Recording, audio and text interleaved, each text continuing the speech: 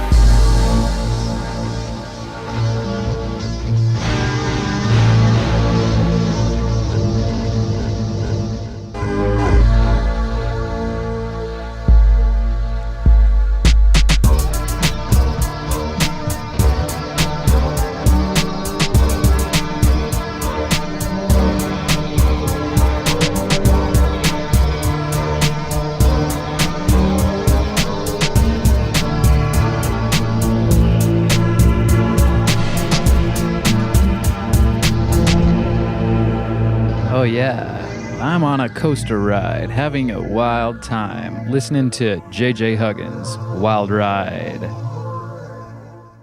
That's the Electric Archaic remix. It's currently unreleased. Maybe we'll put that out sometime this year. What do you think, JJ? I know he's in the chat. We got a lot of chat family in here. Come on, join us. Have a little party in the chat.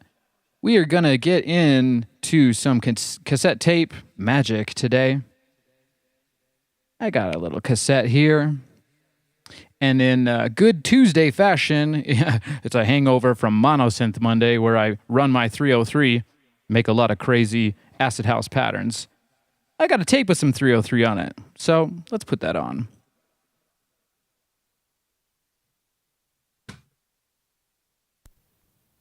As some of you may know, my Tascam is modified so I can change the speed of it. I think this is a little bit lower than the original speed I recorded this tape at, but I kind of like that lo-fi vibe.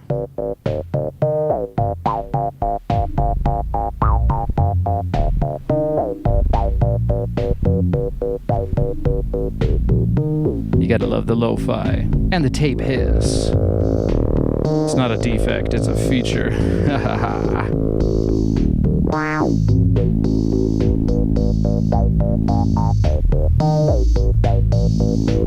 Got a pretty interesting show for you today. We're gonna make a cassette tape loop here. I got all the gear right on the table here, right on and ready.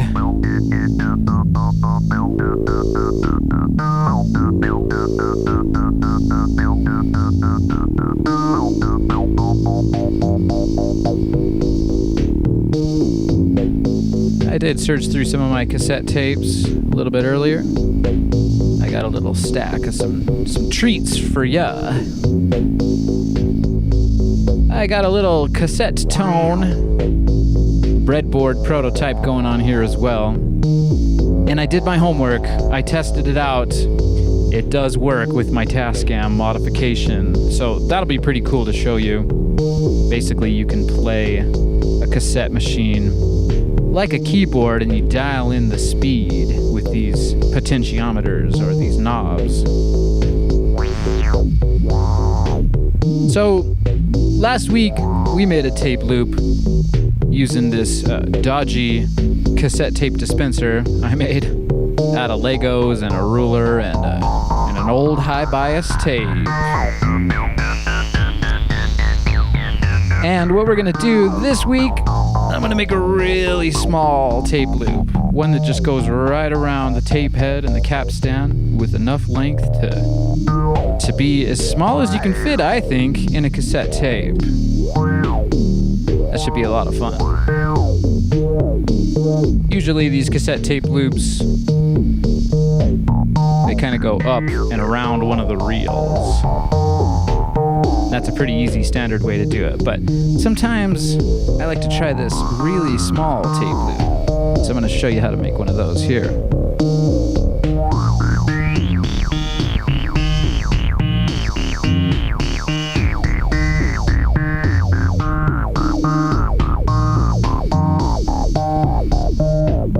Okay, so if you tuned into last week's episode, we put this tape dispenser together, and let me just show you here. I have a nice Fuji high bias tape because I like to use high quality tape in my tape loops.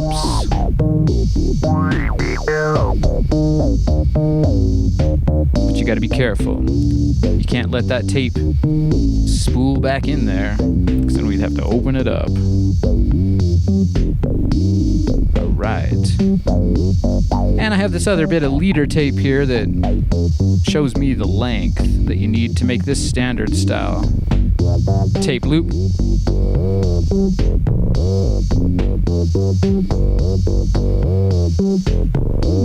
I got another really cool tape machine here today. It's a Sony TCM 5000 EV. Let me see if I can get it in frame for you. Here it is. It's one of those old reporter tape machines. And the reason why this is special because it has 3 tape heads. I think it says it right there. 3 tape head. And why that's cool is that you can make a DIY tape delay or a tape echo by feeding the signal back in onto itself. It's DIY because you don't really have any sort of speed control or pitch control. But, you know, you gotta do what you can do with what you got, where you're at.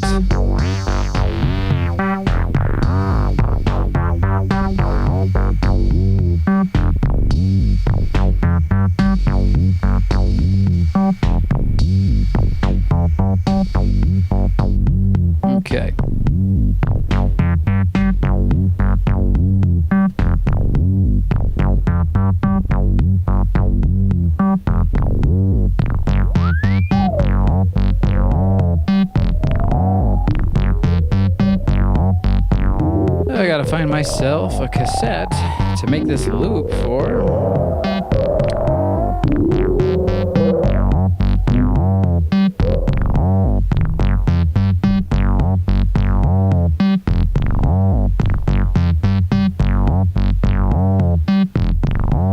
Thing about cassette tape, it's very light. It can get very sticky. So you gotta be careful you don't lose it. I'm just gonna wheel it back up here a little bit. Using my trusty Bic ballpoint pen. They used to say that you could do it with pencils, but I don't think the pencil is the right size.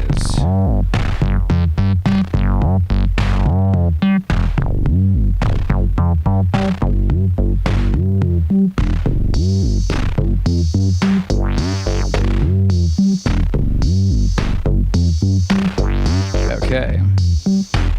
So, not sure if this is a blank one or not, but I do have some blank tapes. Just give me a moment.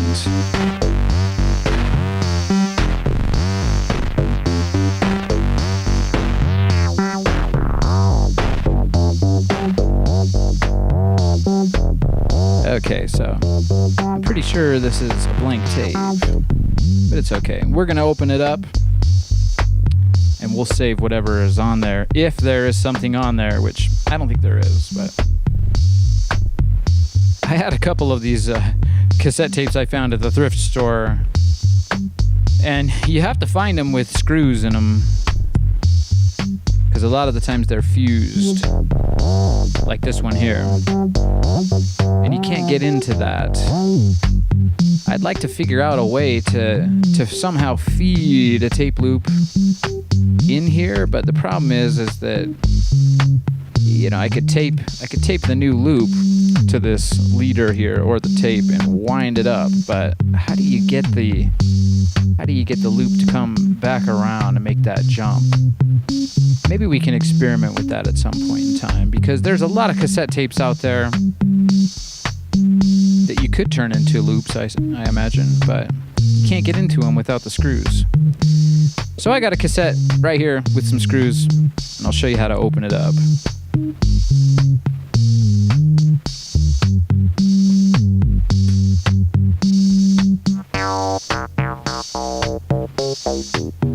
We got the Tascam rolling in the background.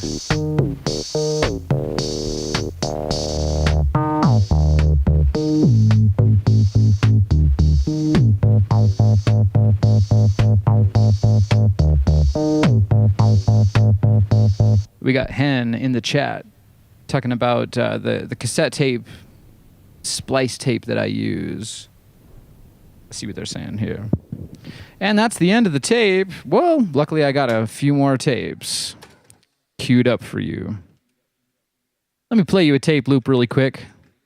I'll just show you. I think this is one that it actually might be blank since it was in the blank box. And if so, we'll use it to record something on later. That is a blank tape loop. Okay, to get back to your question, Hen, they're saying, I have been looking for the Scotch tape you are using, and we got the same here. A recorder is hard to get or expensive, but I can import some from Japan for around $300. Yeah, I think go for the Tascam 414. That's what I use. I think it's a really good one. But there's all sorts of recorders. This is nice because you have access to all 4 tracks. And if you've watched previous episodes, you've heard me talk about how a normal Walkman plays it at a slower speed, whereas these usually play at a faster speed. And a normal Walkman only plays stereo tracks, and 2 of them at a time. So when you flip the tape, these ones would become these ones. So on a Tascam, you can play a normal pre-recorded cassette tape and hear the 2 other tracks in reverse. This is for a studio. So you would, let's say, have your vocals on one track and a guitar on another track, a bass guitar on track 3, and maybe your drums, you're doing a submix onto track 4. But you can get as dodgy as you want to. There's a lot of modifications you can do. I might be showing you some of those on some future episodes, but this is a good cassette tape machine. A lot of times you have to replace the belts It's not too hard to do that, but you can also get in there and put a potentiometer knob on the motor to change the pitch. You can also buy these things that have been modified from other creators. I might offer those at some point in time, but for now, I'm just going to show you how to make some tape loops and some freaky sounds. Welcome back to Tape Tuesday. Give me a like and subscribe if you're having some fun. Let's see. I got a whole bunch of tapes here. This one might be another 303 tape. Nice little analog jam. Let's hear how this one sounds. And we will use some of these later when we try to get this echo going.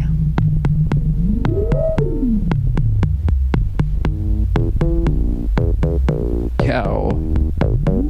You gotta love that analog warmth and that crunch. We got a shout out from Utah. Everyone let us know in the chat where you're hailing from.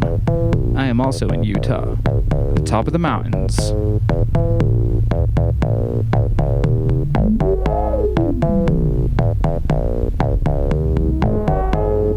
We got Kiara in the chat. You got your power back on in Lisbon. Glad that didn't last too long.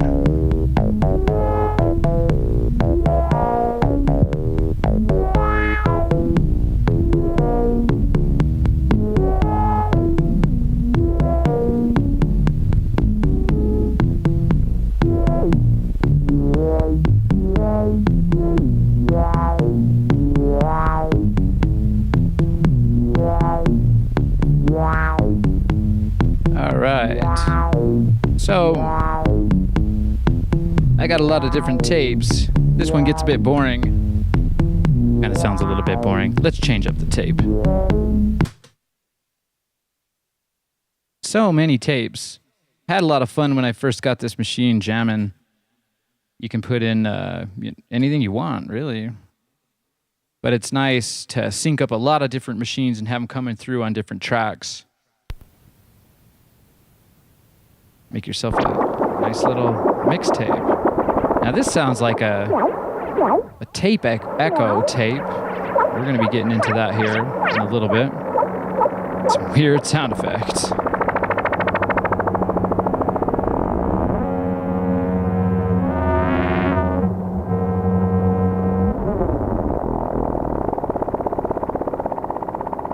So this splicing tape I use is from this company Splice It. I'm not sponsored by them, but that's where I found this. I'm not sure if they're still around. I got it a few years ago. We're going to be using that to tape our loop together. All right.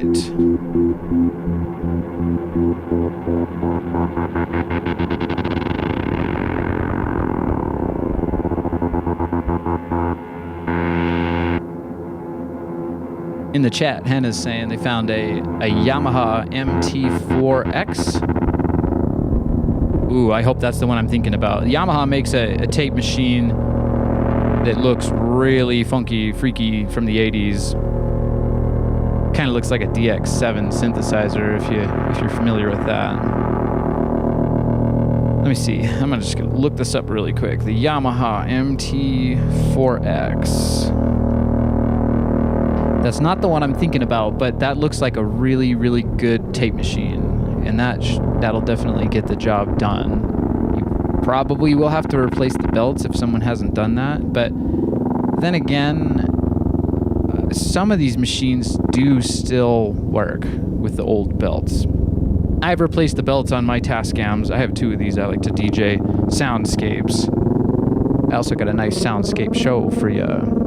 The link is in the description for that. It's Ease, Electric Archaic Soundscape Expeditions. And this is a good tape. I should feature this in the next episode of Ease.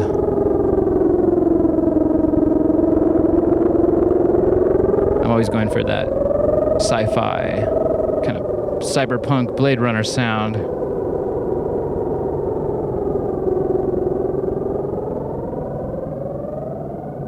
We got JJ Huggins in the chat saying faster speed reduces the tape hiss, and that would make sense because any hiss would become a higher frequency.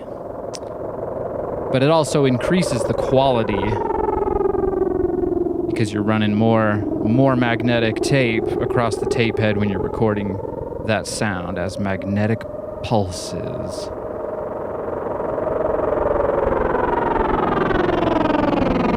There's my hover car. I always joke that these cassette tape loops I make are like hover cars. That's some great soundscapes. I wish I had some reverb for that. Okay. So I got my screwdrivers. Let me just get one of these. I think this is the right size here. You want to have the right size of a screwdriver head. You want to use the right tools as well. Can't stress that enough.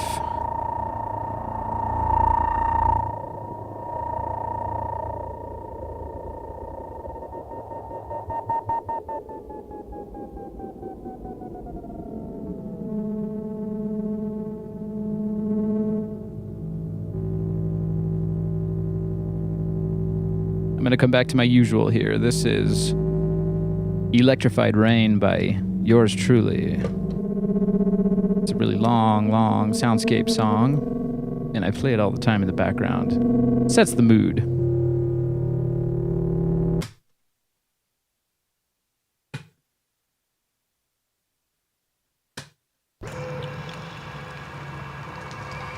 Yeah, these machines are also really cool because they have a pitch control, so you can speed them up and slow them down. My Tascam, like I said, is modified, so I am running this at Walkman speed. Otherwise, it would sound very fast indeed.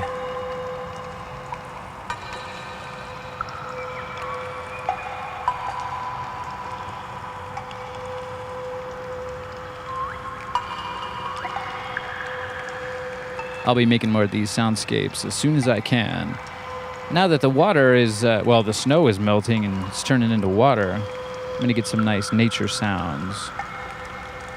Of course, Electrified Rain, that was one of these lucky days where the rain just kept dripping off the roof, and I had a bunch of bottle caps and jar lids, and that's what you're hearing, these little bloops and bleeps. Nature knows best.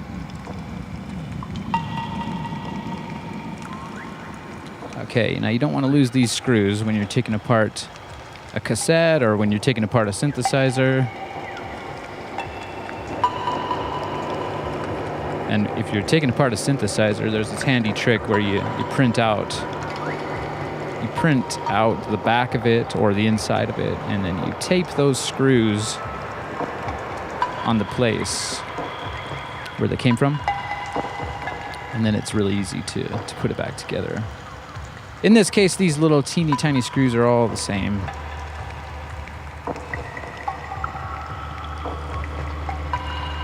Okay, so one trick that you definitely want to do when you're going to make a tape loop is make sure the tape is rewound to one side or the other. This is actually rewound. A lot of the times tape machines go from the left to the right, but on some Walkmans it is backwards. It just depends on the mechanism they use. So let me zoom in here and give you a little bit of a better view. So you want to be careful when you open up these tapes. There's some pins and some little wheels. And don't forget about the tape reels. This one seems a little bit sticky here. Let's see. Oh, there we go. Yeah, so you don't want to lose anything. All right. It's got its nice little square teeth there. We'll just set that to the side. These, I joke and I call them slip mats, even though they're not turntables, and I'm sure they're not slip mats, but it's kind of a funny joke. All right, so again, let me show you this. One of the pins stuck to the top. See if I can get that in focus. You can lose these, and they're very, very teeny tiny. So I will take that pin out. You can leave it in the top, but it's probably best to keep all of these small parts towards the bottom here. Okay, so very carefully you want to grab the reel that has all the tape on it. And you don't want that to unspool because that'll be a mighty mess on your hands. And you can do whatever you like with the leader tape, but in this case I'm gonna just kind of cut it right there.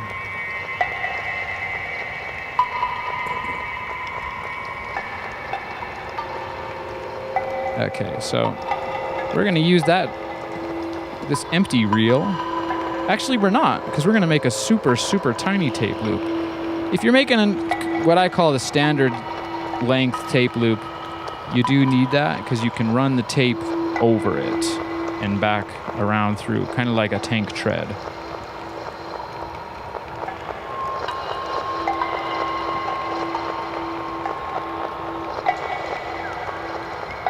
Okay, so very carefully I am spooling up this tape.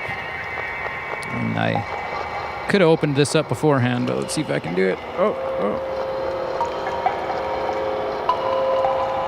There we go. Yeah, so this is a specialized cassette tape splicing tape. I know, it's Tuesday. I'm going to have to say tape at least 1,000,000 times today. We'll try to keep it to a minimum, but the trick is to get this, just a little piece of this tape. Don't lose it, which I almost did. One thing that I didn't have in previous episodes was my tweezers, and I have them today. They're very handy dandy. Okay, so you want to keep this tape together as tight as you can so that it doesn't unspool. That does not look like it's tight enough, so you can kind of get it, and maybe one of these days I'll let a tape unspool for you and show you what that looks like. But you know, us 80s babies and 90s babies, we've seen this all over the place on the freeways, and people used to complain about cassette machines eating up the tapes, and that only happens if your cassette machine is in disrepair. That's one trick I'll tell you as well. If you get a new tape machine, make sure to test it with some sort of a test tape so that you know that it's not going to eat any of your good tapes. I'd hate for you to have a brand new high bias tape that gets destroyed before you could even record anything onto it. It's part of the adventure, though. These machines, they're pretty old. You can get new tape decks and tape Walkmen, but there's, as far as I know, in 2025, nobody is making these studio-style cassette recorders. So you got to get them secondhand on the vintage market, places like eBay and Reverb, and there's a lot of good ones that you can import from Japan. Okay. How's everybody doing out there? Nice mellow Tuesday afternoon for me.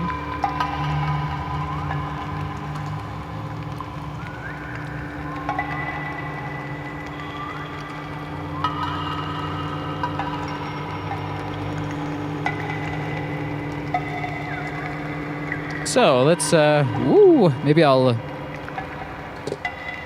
move some things around a little bit.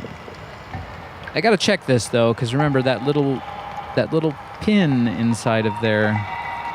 Gotta make sure that it's in the correct spot. Sorry, here's the video for that. This little pin in there. Just wanted to verify that that was in a good place.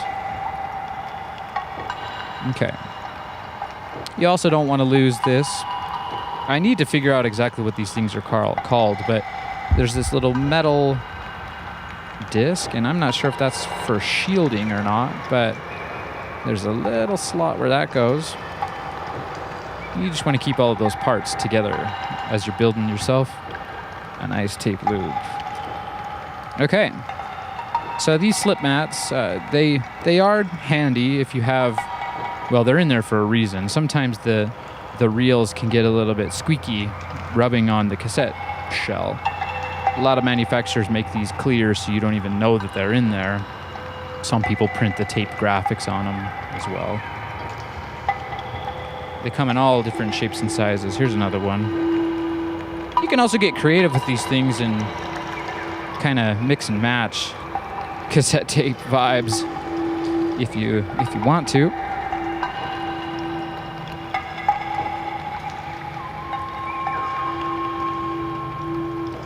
Okay, so let me zoom out a little bit. It's a delicate process, so I'm not in a rush. I got this here. I want to talk to you about this in a little bit, but this is an infinite tape loop, but it's manufactured to be that way. I think they used these on answering machines, and in the mall they would have messages that would go off every now and then. You could also put a song on it. This one is, I think, 10 seconds long, which is really fast. But these are really handy if you have an echo, like a cassette tape echo machine.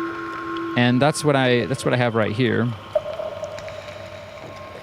I'll just show you once again, because this is kind of the main feature of today, is this machine here. It's a 3-head tape machine, and you can turn that into a DIY tape delay or tape echo, and it sounds really, really cool. There's a lot of VSTs out these days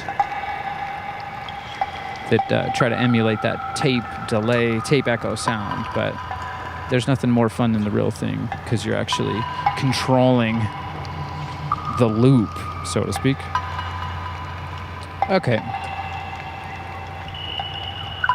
So very carefully, I'm going to bring our dodgy tape dispenser back here.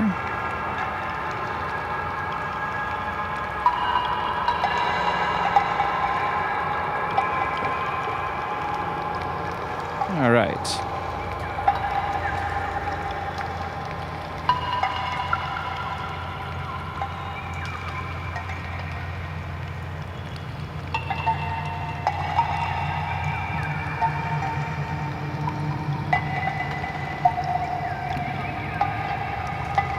Just making some room. I got all my drum machines here from Monosynth Monday. If you like techno and acid house, check that out. I got 9 episodes of Monosynth Monday. That's where we run my vintage TB303 bassline synthesizer, and boy does it sound fantastic.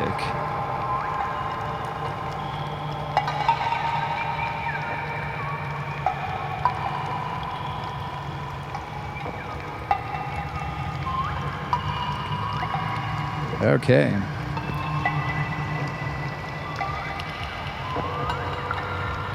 So I don't have the measurement for this, but we can trim the tape a little bit. Like I said once before, I have this nice leader tape here. Not sure if you can see that in frame. There we go. So it's my dodgy cassette tape dispenser for making tape loops. So this length of this leader does get you right at the perfect length for what I call a standard tape loop. I can't, well, we're gonna have to do some trial and error here and just guess what a tape loop would be if it's like that. I suppose it would be about double that length. So let's just measure that here. It's going around that reel. It's a little more than 3.5 inches. It's actually not that much longer than what we have here. So let's cut it. Cut the tape. I'm just going to cut it right here. And you do want to cut a nice parallel edge to the cassette tape so you have a good chance of splicing it. Okay, that looks good enough. I'll pull a little extra out there so it doesn't spool back in. Okay, so let's see if we can figure out what this length is really going to be. All right. Now this is a very, very small tape loop, and I might have to go over that little pin there. Cassette tapes are really fun to open up. The anatomy of a cassette is an interesting thing. You got to be very careful with this tape because it'll stick to your fingers. Okay, so let's see here. Patience is the key. All right, so if I can get it over here. Wow, that's really not that much of a difference in length. It is a little bit shorter. Let's just see here.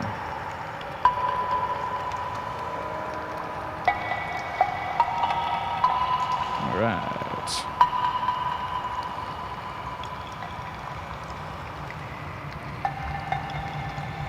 Almost maybe a little bit too short. How's that possible? With this length being there, and then I cut it just around here. I think the more length you add to a loop, the larger the loop gets.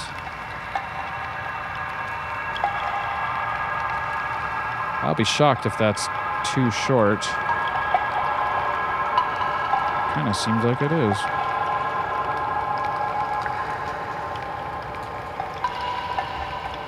All right.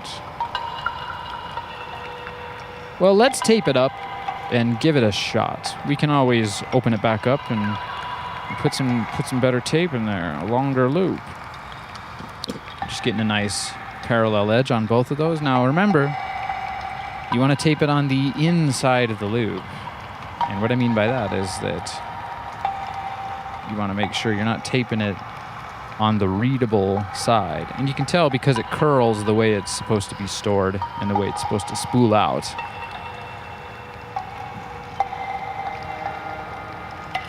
So you got to flip it to the back side.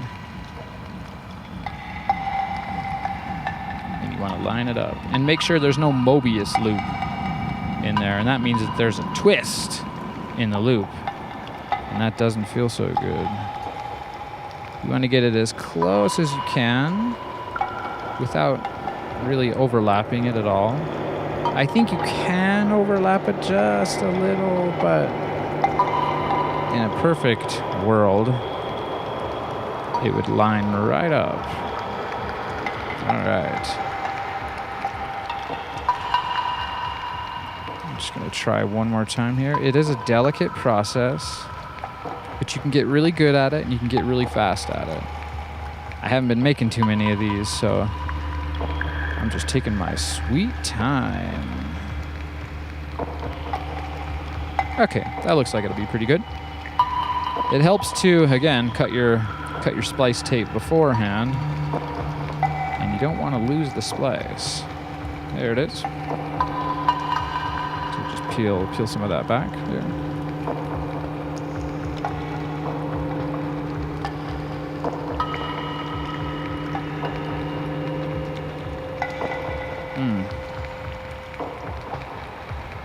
Yeah, that was a mistake. I like to put a little bend in it when I'm done using it, but okay, that'll be all right. And I broke my loop. Okay, so now I show you how not to do it. So let's get this the splice tape ready first. Cut a nice parallel edge there, and cut a nice chunk of it. You don't need too much. About that much will do, I think.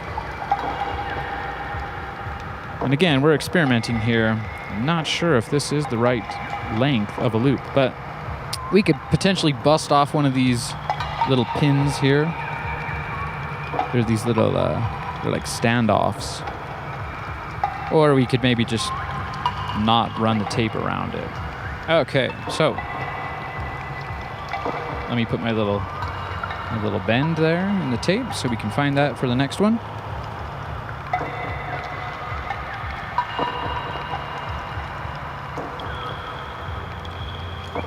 We'll get this tape loop lined up nice and parallel once again. We're making an extra tiny tape loop today. I feel like it's the smallest tape loop you can do without breaking or modifying the cassette itself. Another reason why you might want to have tweezers is that they can help you with some of this fine detail work here. I'm just trying to get this as perfect as I can, because if it does work out, I want it to be nice and quality. All right. Yeah, it's not working for me. That's okay. All right. You can probably even use the tweezers to place it right where you want it. That is a good trick. I recommend that, but it's sticking to my hands. Okay. Let's move this forward. Let's get this splicing tape. This is a good thing to use the tweezers for. It's just still not looking exactly parallel yet. I think there might be a way to just grab it like this. And then once you line it up, it's done. Let's see. Tricky. Okay.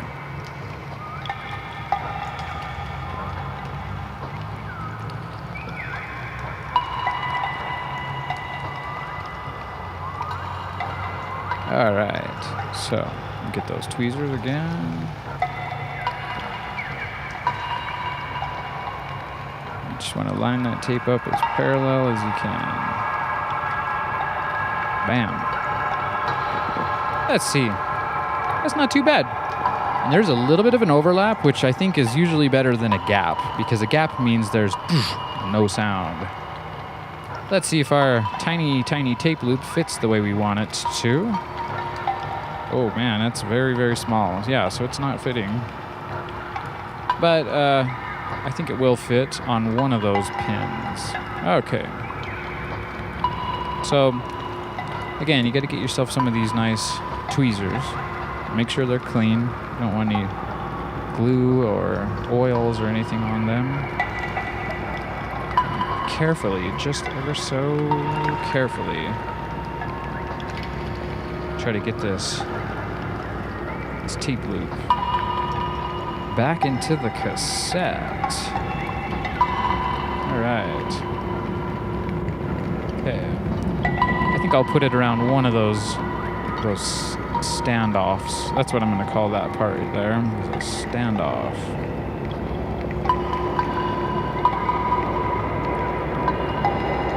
Okay.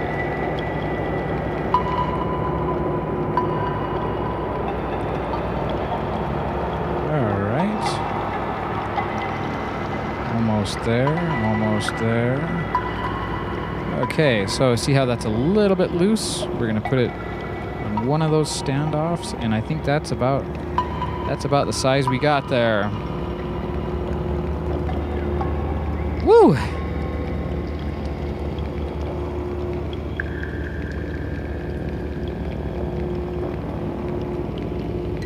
All right, so have a look. That's a tiny tape loop. And I hope it works, because I don't have it going around those standoffs like I said, but I have a feeling it will work. I will put it just carefully over this standoff that's in the middle there. Give it a little extra support. Hey, should we try to get it on this other one? I feel like it's going to be too tight. Yeah, that is going to be too tight. Now remember, you need a little bit of give here so that the playhead can go in. You don't want your tape loop to snap as soon as you try to test it out. That's not fun either. All right. Let's just get this. Let's get this DIY tape dispenser out of here.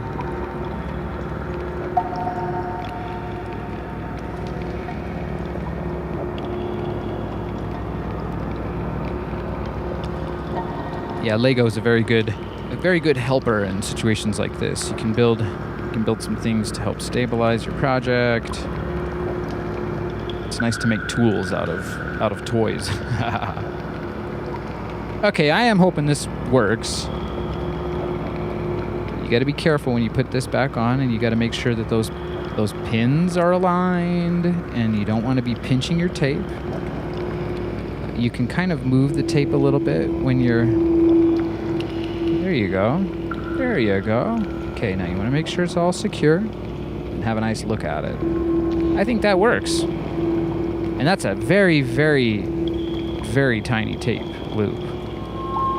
So essentially, this whole cassette is just so that it sits into the machine nice. You're really not using anything. You will need to put some tape over here so you can record over it, but I'm hoping that this tape loop works. Okay, let's grab these screws. I do this one trick sometimes, and maybe I'll do it here today because we're not sure if it is going to work. You can get away with just using one screw right there in the middle, and that does a pretty decent job at securing the tape.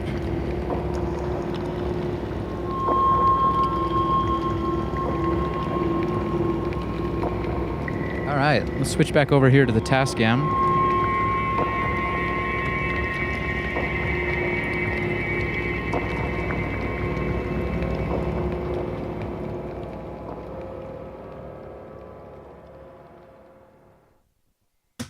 Give me a like and subscribe if you're having a good time here today. It's Tape Tuesday. I do this pretty much every week, or some sort of cassette tape related project. All right, so fingers crossed, our tiny tape loop, please work.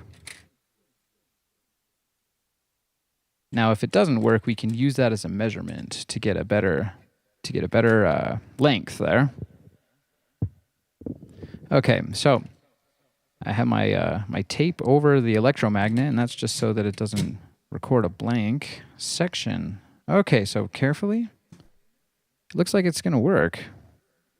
I know you probably can't see it in there, but it is rolling around smoothly. Sometimes if the tape loop's a bit long, it can get stuck on the capstan, and that's there's the capstan and there's a rubber wheel, and that's what really feeds the tape through consistently over the tape head. And then you have the take up reel. It's just a lot of T words when you're using a Tascam.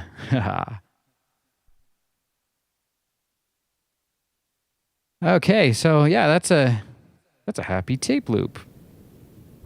And you can hear the splice. That's usually a thing. I think when you cut the tape, there's a bit of a magnetic interference that happens on that little splice there.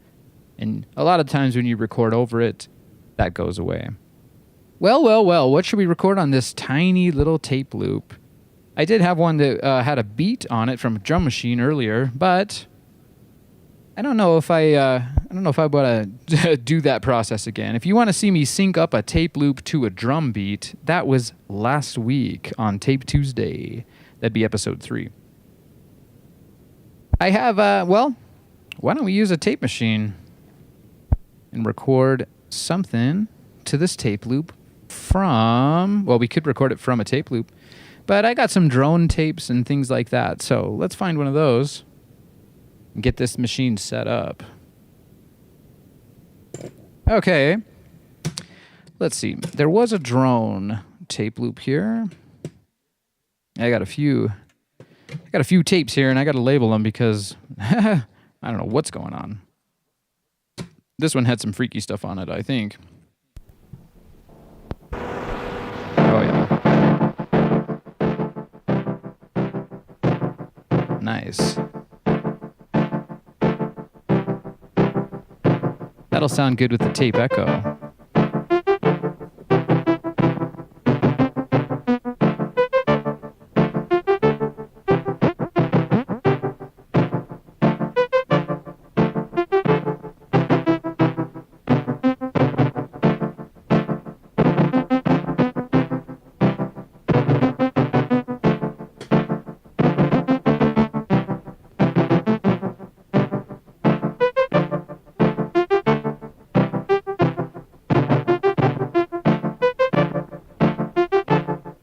So I think I'll use this Sony tape machine to play something that we can record on that tiny tape loop we just made. Let's see here. I got a whole box of tapes. Let's pick one. All right. These are all my original tapes. I've played a lot of these in my Ease show. This one is a very lovely tape. This is one of the first tape loops I ever made. Let's try to use that, hey?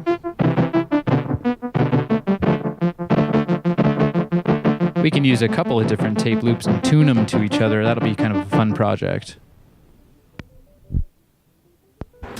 You get the double warmth here, going from tape to tape on a Tape Tuesday.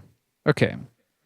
This machine, well, it's really cool, but it's got this leather thing, and I could take that off, but I got these things. Yeah, let's take it off here. Ha ha ha ha. But first, let me preview to you this tape loop that we're going to use. It's so lovely. It's nice peaceful vibe.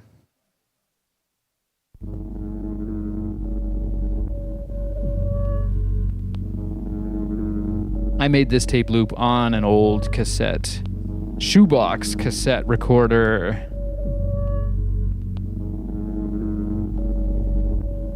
Before I got a Tascam. Okay. And that's one of the cool things about tape loops is that they can just drone on and on and on. If you make a good one, if you make one that you like. Right. Let's take this. Let's get you out of the case here. Oh, that feels much better, doesn't it? This is my Sony TCM 5000 EV. It's a 3-head tape recorder, and I like to use it as a DIY tape delay or a tape echo. Okay.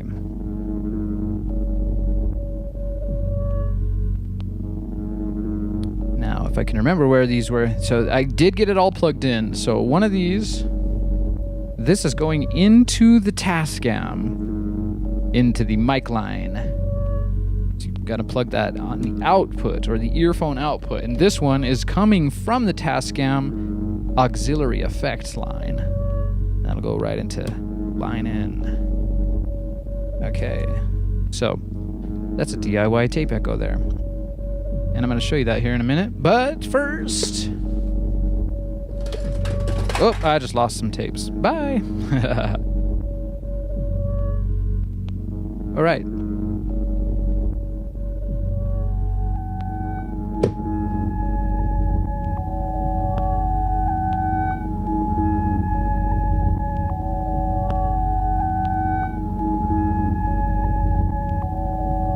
Okay, so we got Hen in the chat asking, without the wheel, and I guess they're talking about the real wheel on the tape. They're asking how does it turn the tape? Well, see, that's the take-up reel, and that just needs to be tight so that the tape coming through the machine gets stored in a nice tight fashion. What's actually pulling the tape is the capstan, and that's right there. And so there's a little metal capstan, and when you, I can show you. I can try to show you a little bit here. So when you press play, you'll see that the tape head, the deleting electromagnet head is right here. This is the play head and the record head, and there's this rubber wheel that's also coming up. And that rubber wheel is being spun by the capstan, and it pinches the tape against the capstan. And that's why you have these holes at the bottom of the cassette tape so that the capstan can go through one of those. And you do want to be careful, because if you put the tape in wrong and smash the capstan, there's a little washer in there that'll go, it'll go flying, and you'll never find it, and you'll also never find a replacement for it.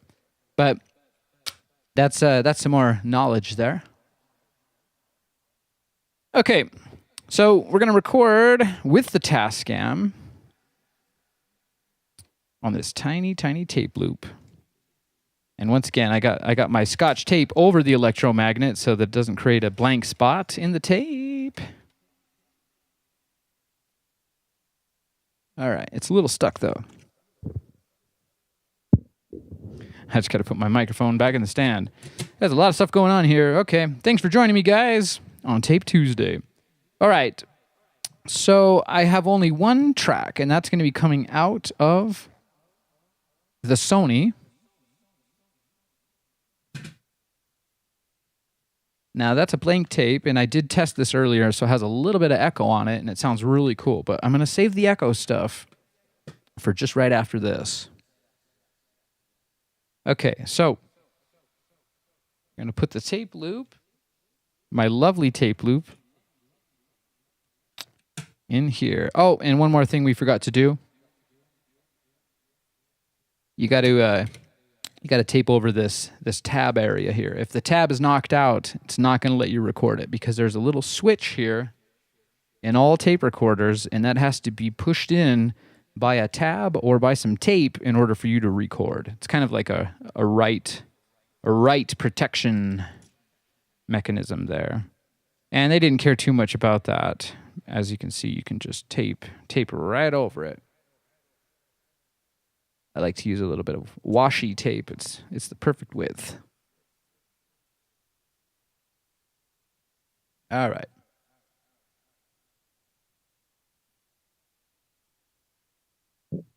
So we got that ready to record. And in this case, it doesn't really matter what side you do it on because the loop it doesn't have a wheel. And even if you did have the take-up reel on here like this tape loop does, the tape isn't connected to it. So it just kind of slides across that reel there. Okay, so we're ready to record.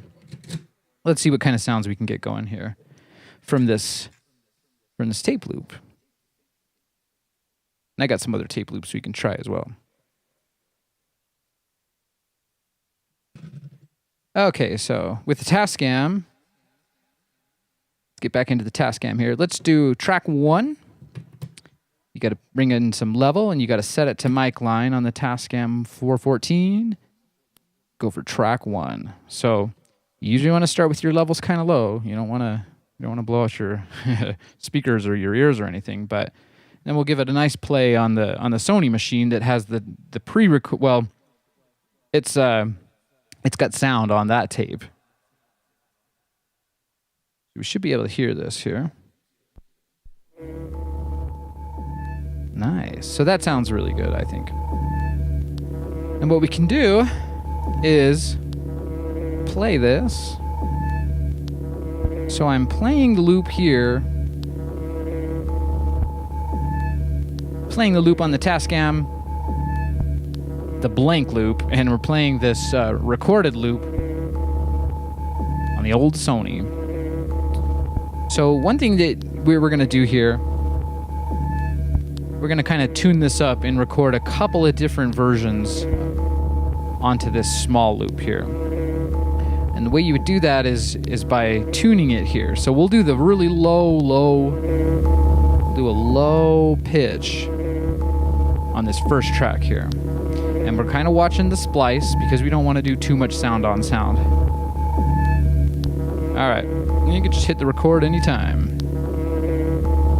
There we go, I'm recording and I'm watching the splice. And there it is. Let's hear what we got. Just got to switch it back to tape mode and safe. And let's listen. You hear the degradation of the sound quality. It makes for a nice lo-fi feeling. That's really sci-fi, crunchy, dystopian stuff. Also sounds great going through a reverb or an echo. So now, if we pull the Sony tape machine and plug it into track 2, set this one up for record, go down to mic line. It's a lot of things. You don't want to forget it too, because you can overwrite something you just did. Pretty easy. All right. That is some analog crunch if I ever heard it. Okay. So, like I was saying, we can pitch this up now. And you want to kind of harmonize it with the sound source, which is this other tape machine. That's a lot of tape to keep track of. So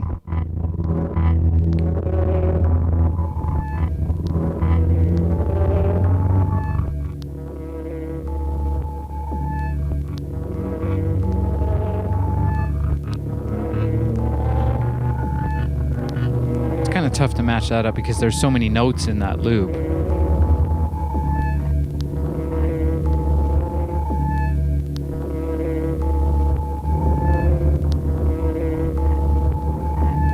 Maybe we'll flip this tape here and see if we can get a slightly different sound out of it.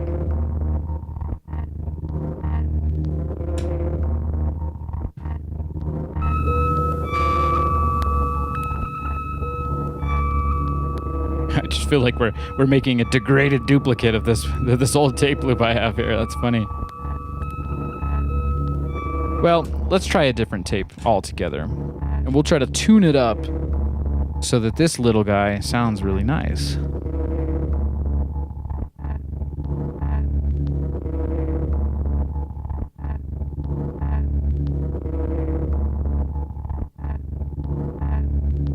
Alright, I grabbed a handful of some of my old tape loops here. Let's just play them. Now that'd be cool. Maybe we could sync up a beat to this.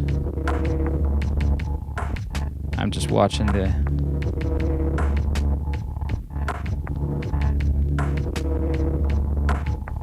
That does seem slightly synced up. I don't think I want to risk it though. Last week, we synced up a drum machine to a tape loop. It took a while to get that to work, but we did get it to work. Oh wow, what are these, all my drum? That's funny. These are all drum loop tape loops. Okay, this one.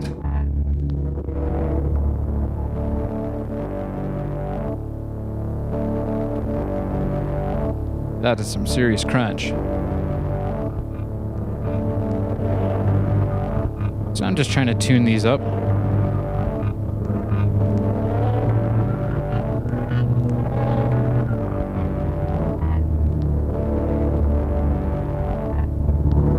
I think that's tuned up there, so...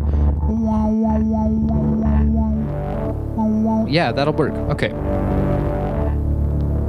So when you're ready, just hit record. The level is coming through a bit strong, I think. Tune that down a little bit. Okay. All right. Here we go. We're recording. You can do a little bit of sound on sound here. That should be 1.5 loops or so. Let's hear what we got. Switch back to tape. Safe mode. This will be the extra crunchy tape loop. So you can hear now they're tuned to each other, because I had the pitch control all dialed in right.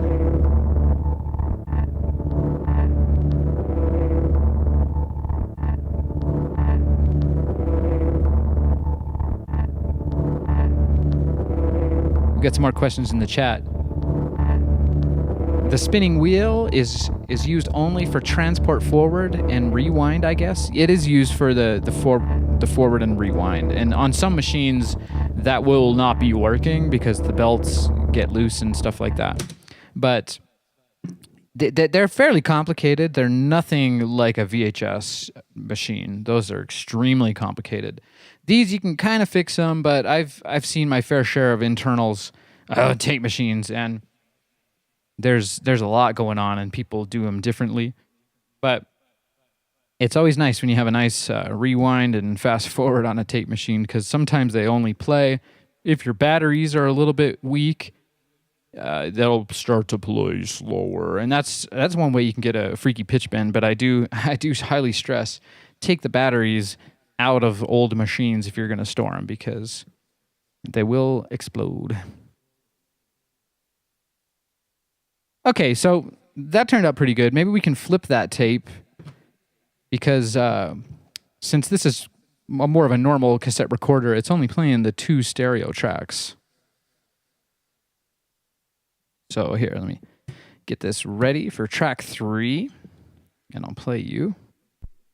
That's what it sounds like on the one side. And if we flip it, we got to flip something. Whoa. And it's playing both of those tracks summed to mono. So that might be one of the reasons why we're getting a bit of distortion there.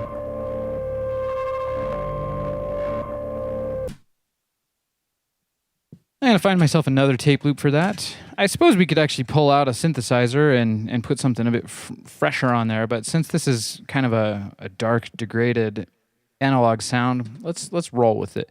Hey, how about we put some electrified rain on there? That could be interesting. Let's try that out.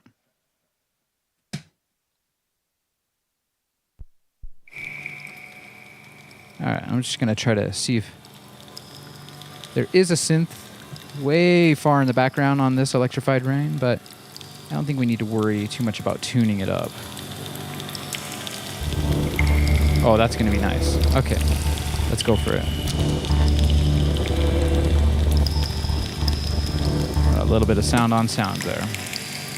Now, sound on sound just means that since you're not deleting the tape before you record it, any sound that was on the tape can get recorded on top of. And I imagine that's a little bit like tape saturation.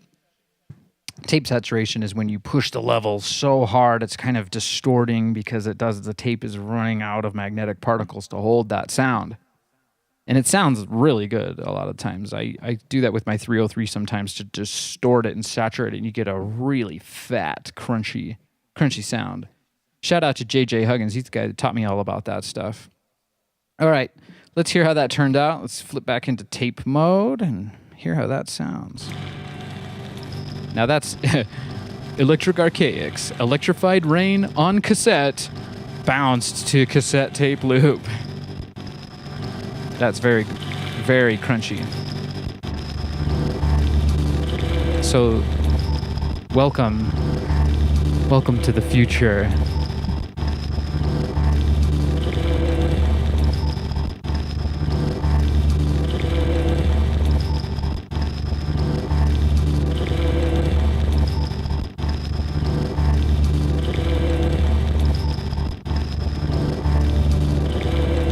Yeah, that is a lo-fi sound right there. That's a cool loop. I like that a lot. And I usually don't play any sort of echo or reverb. We're going to get into the tape echo here in a minute, but I'd like you to kind of hear the clean sound without any sort of muddiness from a reverb pedal. But maybe I'll bring in a reverb and a delay next week so that I can really show you what you can do with a lo-fi tape sound and a hi-fi echo. Sounds pretty good. All right, we need one more track here.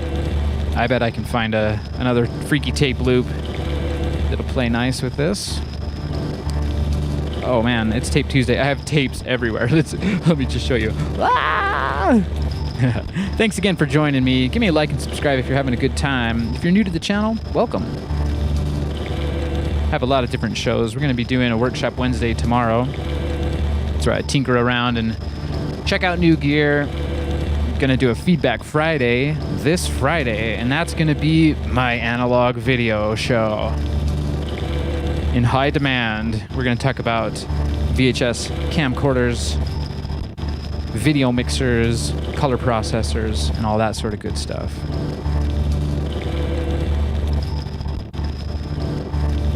Tape Rain. In the chat, we got Hen again. We got Hen again saying Tape Rain. It's Tape Rain. That's cool because it's just a little loop of electrified rain. And then you can naturally play these tracks. See, this track here, this track 1 is, I think it's very saturated. You can see the level is pretty hot. But that crunchiness, man. It's funny because, like I said a little bit earlier in this show, there's a lot of VSTs for your DIW that gives you this degraded sound. And likewise, there's a lot of VHS effects you can get on your phone or on your laptop in a video editor. But I saw some video the other day of some guy.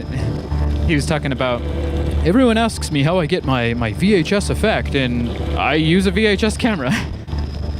And I was thinking to myself, that's my boy. Go for the real deal. Keep it real.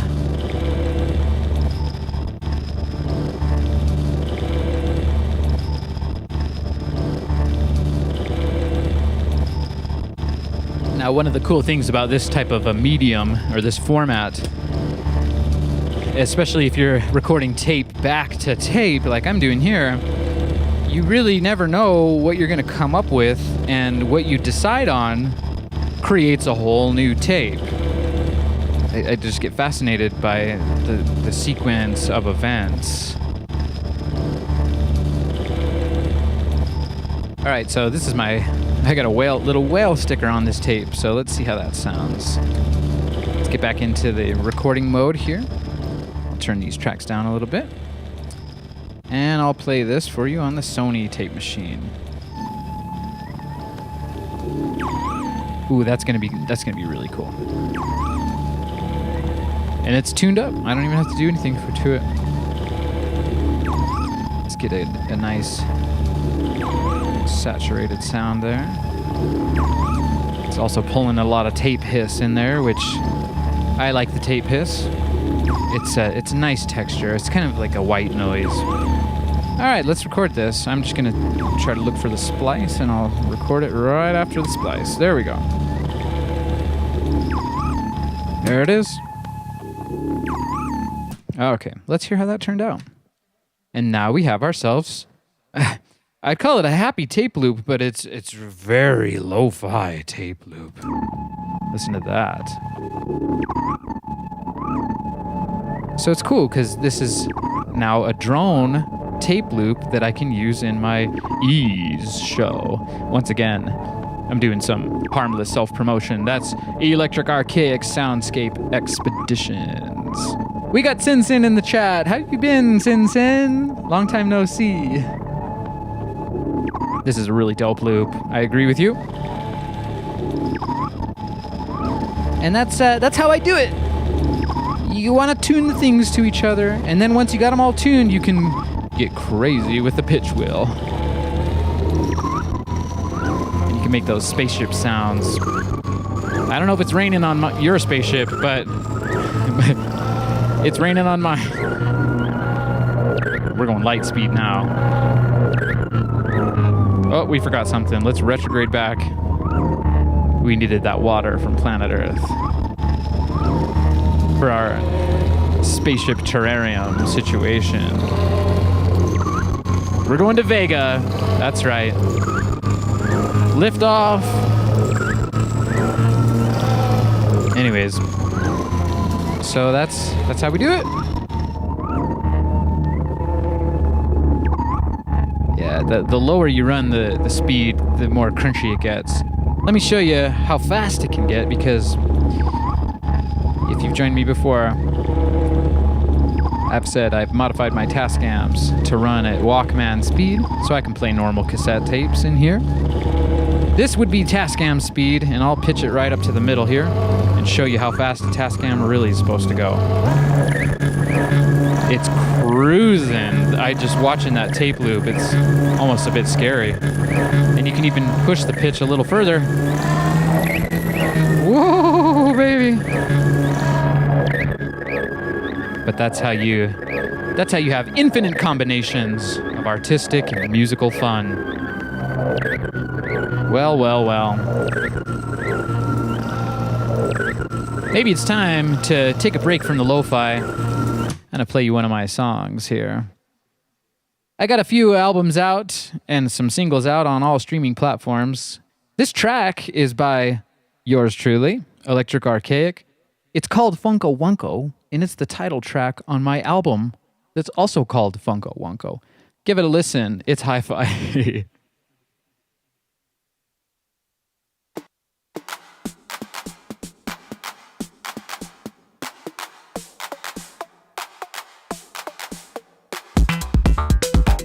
Funko Wunko.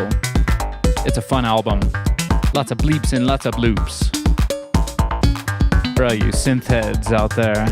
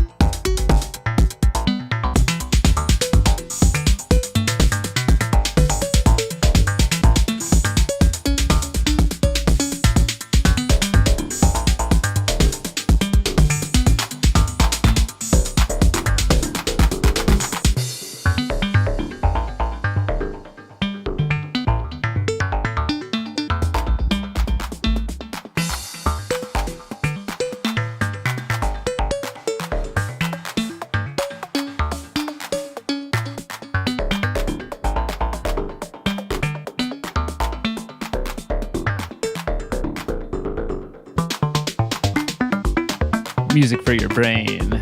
It's music for smart people. I like to joke about that sometimes.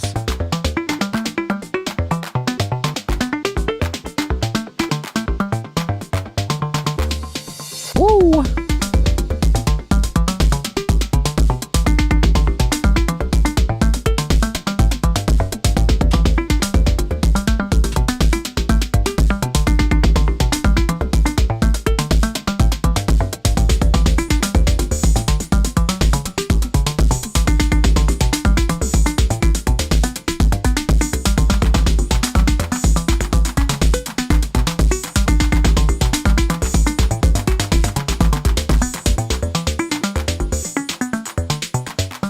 Well, that was a lot of fun making you a super short tape loop there.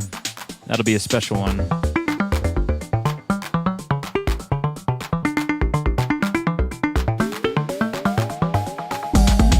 Special one for my collection. Let's put a label on it. Let's go. Tape Tuesday, episode 4.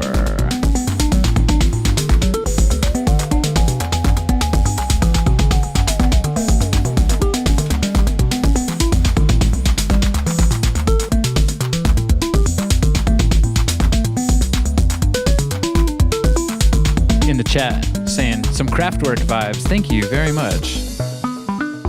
Kiera saying loops for lifetimes. That's another one of my songs. I think that's on my album Vega Starshine.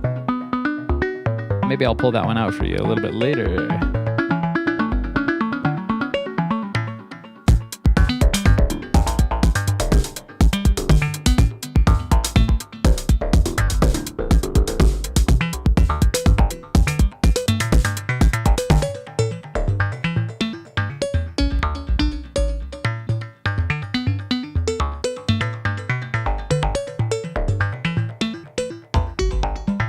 Okay. So, as promised, I'm gonna turn this machine into a DIY tape echo or a tape delay. I got a couple of different options here. You can use a blank tape, and I have one from earlier. I'll play that for you.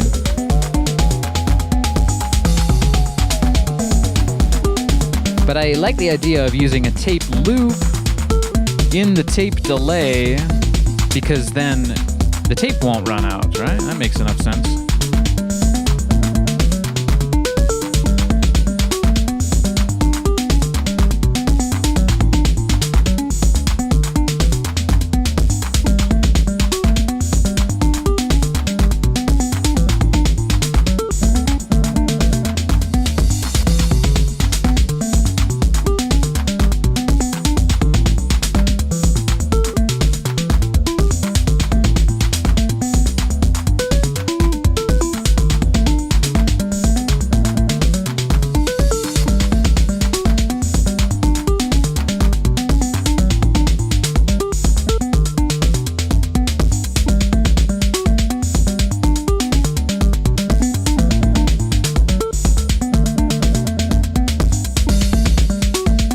We will try this out with a tape loop.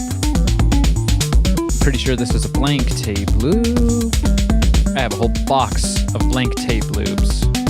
But I like to come on here for Tape Tuesday and show you how to make them. Look at this. Loops for lifetimes, tapes for Tuesday. These are all tape loops I made. And they're all blank. So it's fun. It's fun to do this. We'll have to label this one up for Tape Tuesday, episode number 4 as well. You just heard Funko Wunko by Electric Archaic. That's on my album Funko Wunko by Electric Archaic. Okay, so this is kind of the main feature here. It's really cool. I've had some problems with it in the past, but I plugged it in today with the Tascam and it just worked perfectly. So let's hope it still works perfectly. I think it will. Okay, so again, you can use a normal tape, but if you're really jamming and you're using this, let's say in a live setting, the tape will stop and then your echo is gone, and that could be pretty jarring. I mean, it's almost pretty jarring when a tape stops anyway, especially if you have a jam on it and it just bam, because it's kind of hard to time that. There's a little piece of leader on the tapes. Anyways, what am I even talking about? This is a tape. It's a small tape loop here.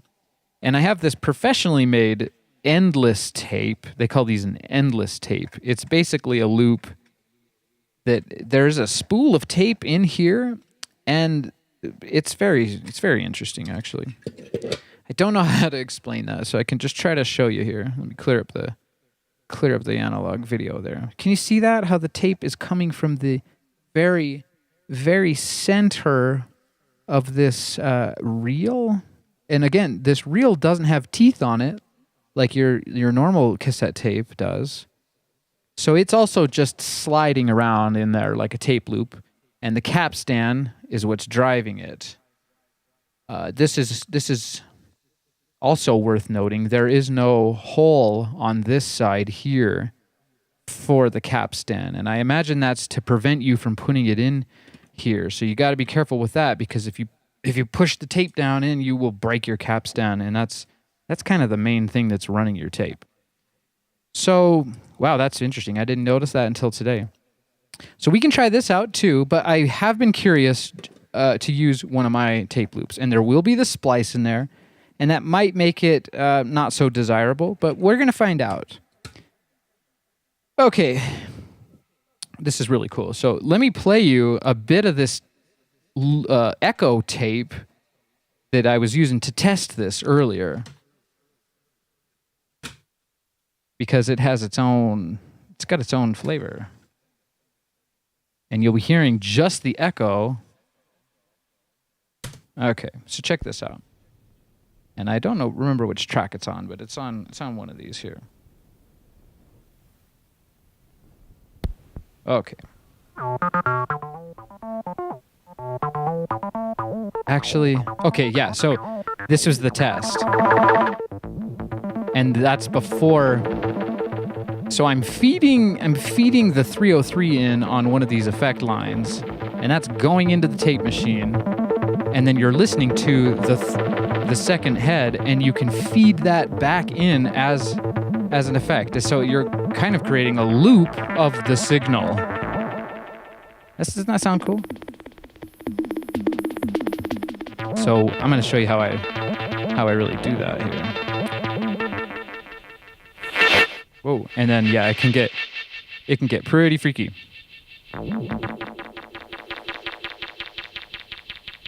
So that was my test tape there, and that's just a normal tape. It's not a loop. We're gonna try it with a loop, and it might be a little bit freaky. So we're okay with that, right?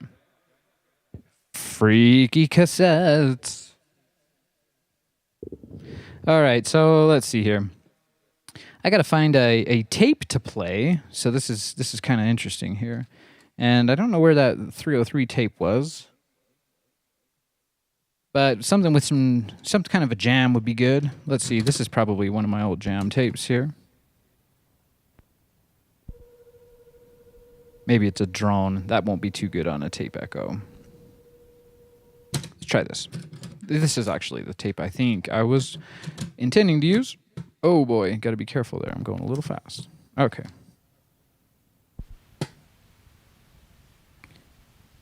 So this might be the tape I used earlier. Oh, wow, that's nice. Okay, so you got to pick one of these tracks. That's a bit of a duplicate there. Speed it up a little bit. And we'll put an echo on this 303. And we'll use this track here because I have my 303 controlling my Moog, which was recorded here.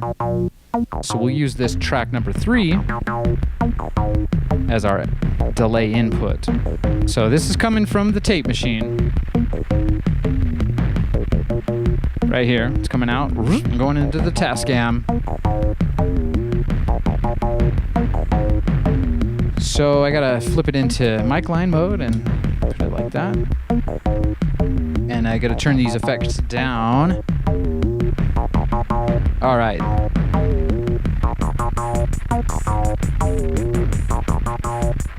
Okay, this should be pretty cool. So what I'll do now,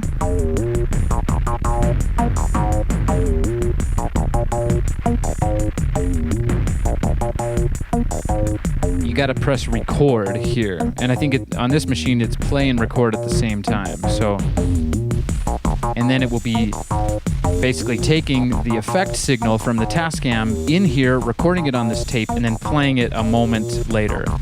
Hence the term delay. It's a tape delay. All right, let's try it out here. So that is recording and playing, and you'll be able to hear it right here. So there's obviously nothing on it. Not hearing it.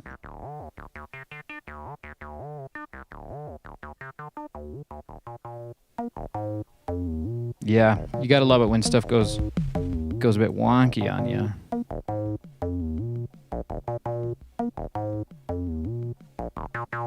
Oh man, I had this working earlier. Let's see, effect 1. Let's go back to this test tape. Not sure why that's not working. Oh.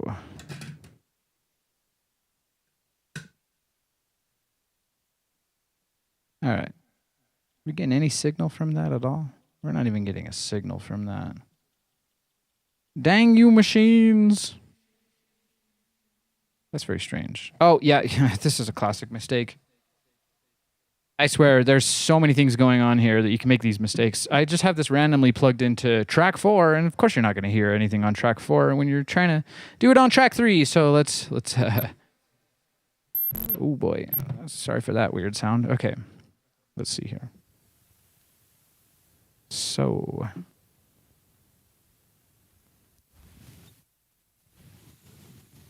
and I just rewind that tape a little bit.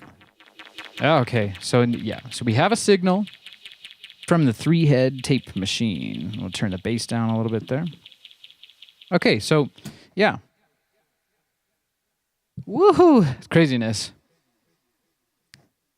All right, so let's play this. I'll just show you this on the 303 really quick. So we'll play record and play here on the tape machine. So that is recording the effect, and it should be coming right through here. You hear that echo? That's tape echo.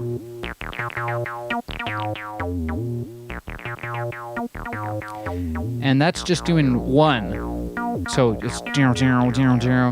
Now if you start feeding its own signal back into itself, that's how you get the tail on it. And you can start to hear that lo-fi degrading. And now I'll pull the 303 and let the tape it's just going on itself. That's a DIY tape echo or a tape delay. And it sounds fantastic.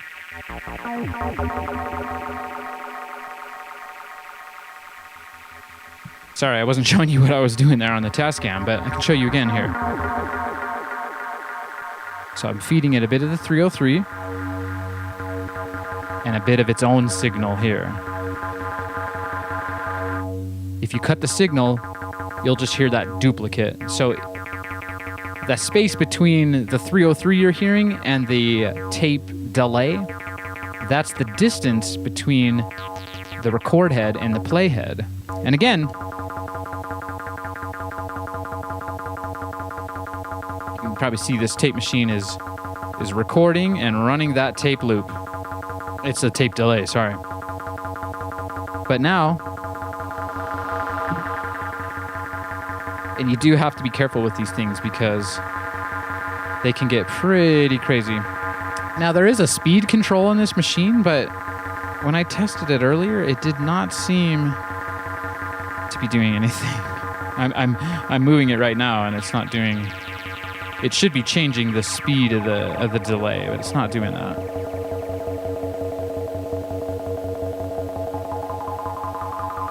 Really cool sound, really cool machine.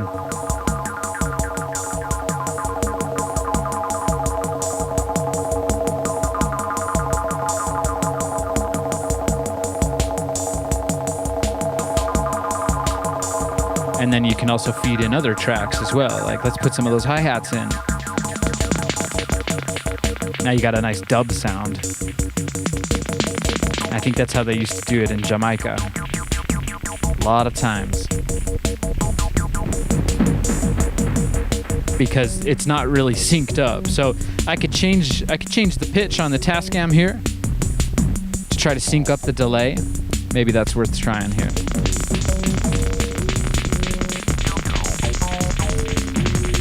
See, that's a bit more in tune with the delay itself. And that's one of those things, that's one of those reasons why Roland created the space echo. Because it has a pitch speed control on it. You can really dial in the right tempo. I kind of like that dub sound. It's doing some sort of interval there.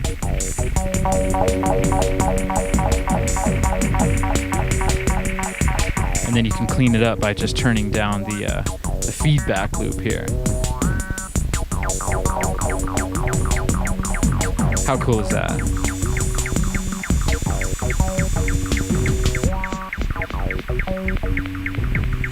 There's a lot of noise going on, and that's just something that happens with tape. I'm not sure where it's coming from, but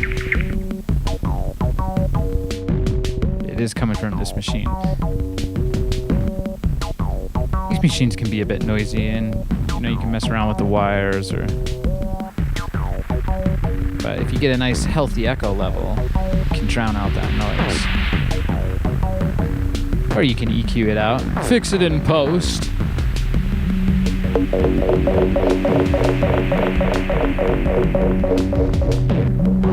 So I've EQ'd it right here, and that's cleared up some of the noise. And now you're getting a real heavy low-end delay on that. And you can really let it crunch out too.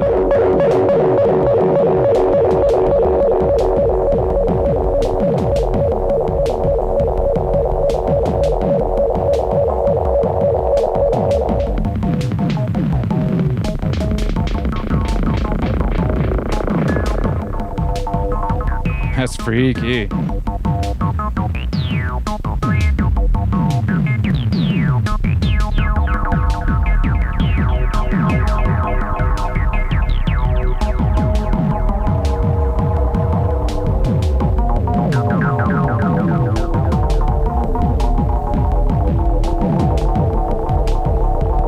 There you go. 3-head tape machines.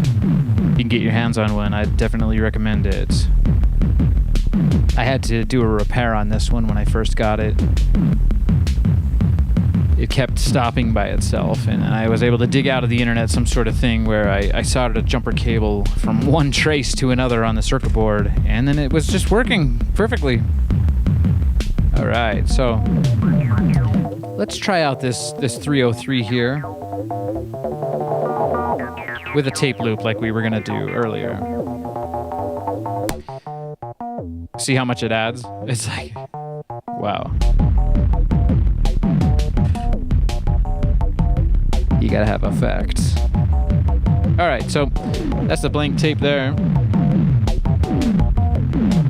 And you can always rewind that and use that for a soundscape thing. They sound really cool just by themselves, but... All right, let's try this out. This is a tape loop, and we're gonna pop it in here, and it'll be an infinite echo. And I hope it works. It should. Okay, there we go. Sometimes that machine does a weird high-pitched sound, which it's doing right now, and I don't know why. Not happy. There we go. So it's just recording and clearing itself. Sounds pretty awesome, actually.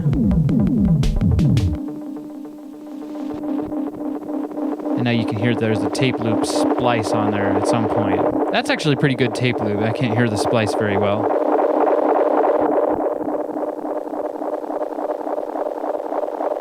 But if you let this go, it just keeps recording itself onto itself. So it's taking a degraded signal and then it's feeding it back into itself.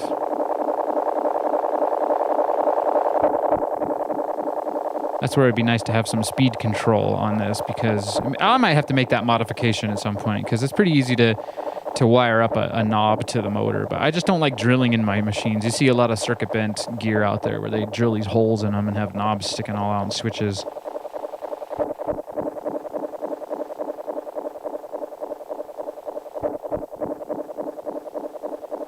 We got the infamous one saying in the chat, dude, I miss your show a lot. Have you ever thought about working prime time? That's funny. Get your notifications on. Maybe I'll make a Discord, a group where I can let everybody know when I'm doing shows. I'm just letting this tape echo onto itself.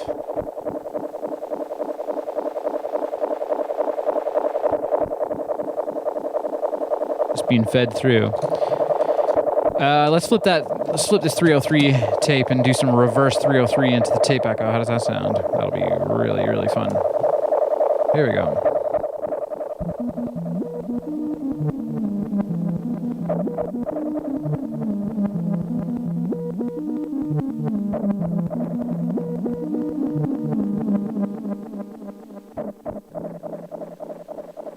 Weird.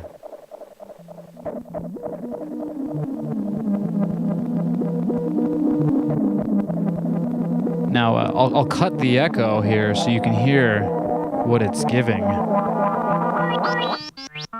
That's the dry naked signal there. And I'll bring the tape echo back in.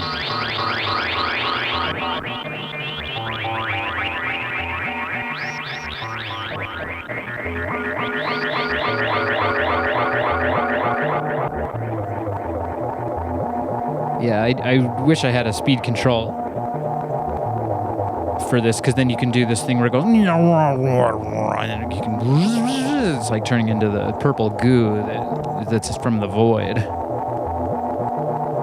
Yeah, that's an old school tape delay.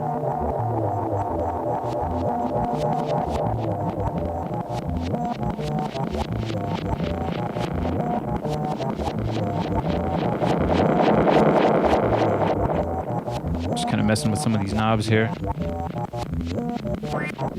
Trying to get rid of that noise that it's giving out. It's giving out. I feel like if I boost the input signal, I might overpower it a bit.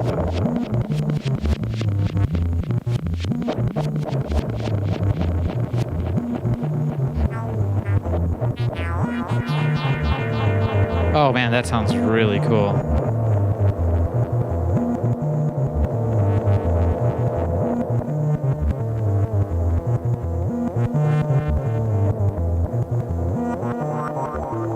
The infamous one in the chat saying some people pay dope money for that tape delay on a unit. It's very expensive to get a proper tape delay.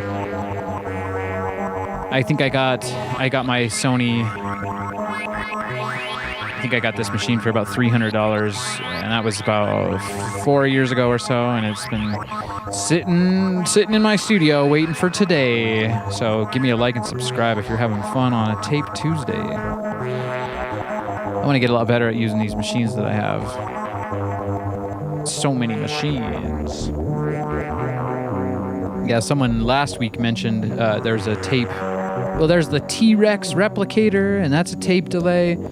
There's the Dirt Magnet, which looks really cool. It's got a ton of knobs on it. Almost looks like a synthesizer.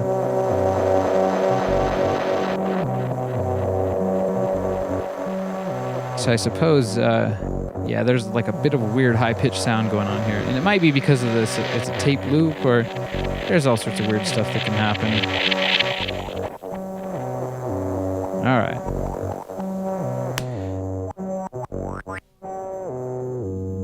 Actually, it sounds like there's... Oh, you know what it is? I apologize. I have this weird thing with my Tascam, and I have to put toothpicks in there every now and then. See how that clears up that high-pitched noise? You gotta get janky with it every now and then. Well, that's promising. Let's turn this back on and see if we can clean up that mess. I swear, when you're working with analog equipment, you're always fighting some kind of weird frequency. that. There's this strange high pitch. It says PEA, and I'm not sure what that means as far as the Sony TCM tape recorder, but...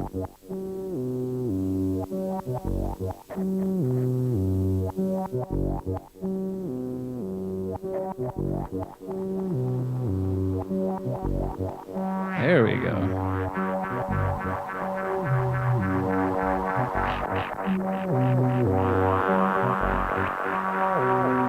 Yeah, so it's cool to use a tape loop in this machine because then I don't ever have to worry about the echo tape stopping.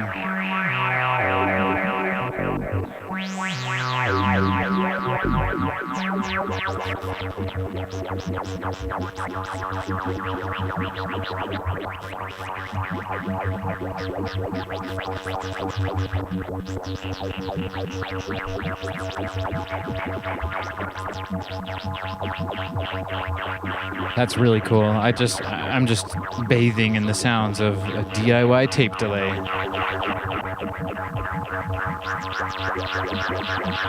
Okay, so since we're recording that on a tape loop, maybe we ought to, here, I'm getting a weird idea.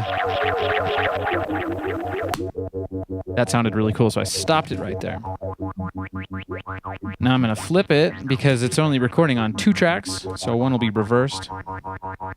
Let's hear how that's... Oh, you got to press those... Come on. It's not happy there, I guess.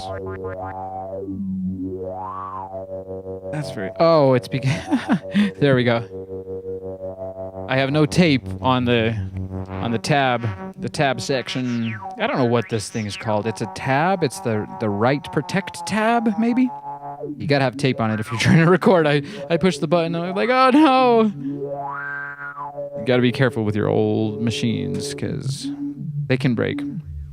I've had some tape machines break on me before and it's so sad. Especially when you can't find replacement parts. Okay, so I'm just taping up that tab. That'll be a cool tape. We got purple and orange. All of my purple life. Right on. So there we go. Let's rewind this. We're gonna rewind this a little bit. And there we go. See.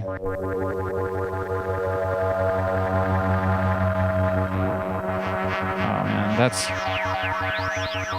I gotta work with this a little bit better.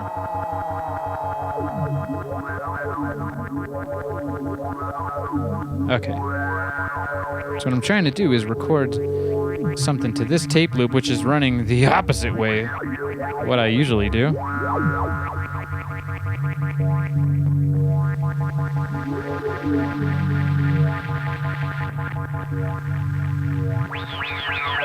That sounds cool. We'll take that part right there. Now what I'm going to show you... Let's just try this out as a tape loop. Oh, this would be fun. Check it out.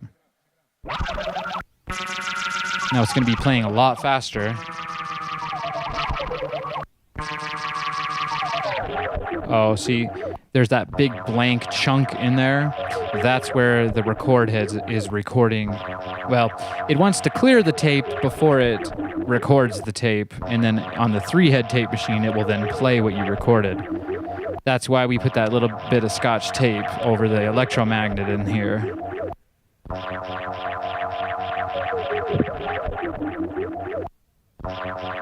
Yeah, so maybe, well, now that'd be interesting. A sound-on-sound tape loop as a echo tape in a 3-head tape machine.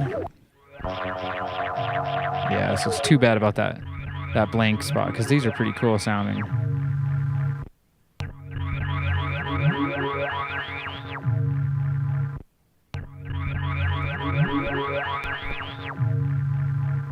Yeah, that's a big bummer. That sounds really cool. We can try that. Should we try that? We got Dion in the chat asking, What is this Tape Tuesday all about? Who's this DJ? This is Electric Archaic. Give me a like and subscribe. This is Tape Tuesday. We're doing everything freaky that we can think of with all of my tape machines. Welcome back, Dion. It was fun to have you in the chat yesterday for Monosynth Monday. Okay, so let's see. Let me just move my microphone here. Microphone. I'm going to tape over, I swear, I will say tape 1,000 times every Tuesday. Okay, so I'm going to grab the Scotch tape. Maybe I'll put something on the background for you. Actually, how about maybe we can try Electrified Rain through the tape delay. That might be kind of cool. It's fun to hear it with some kind of a synthesizer, though.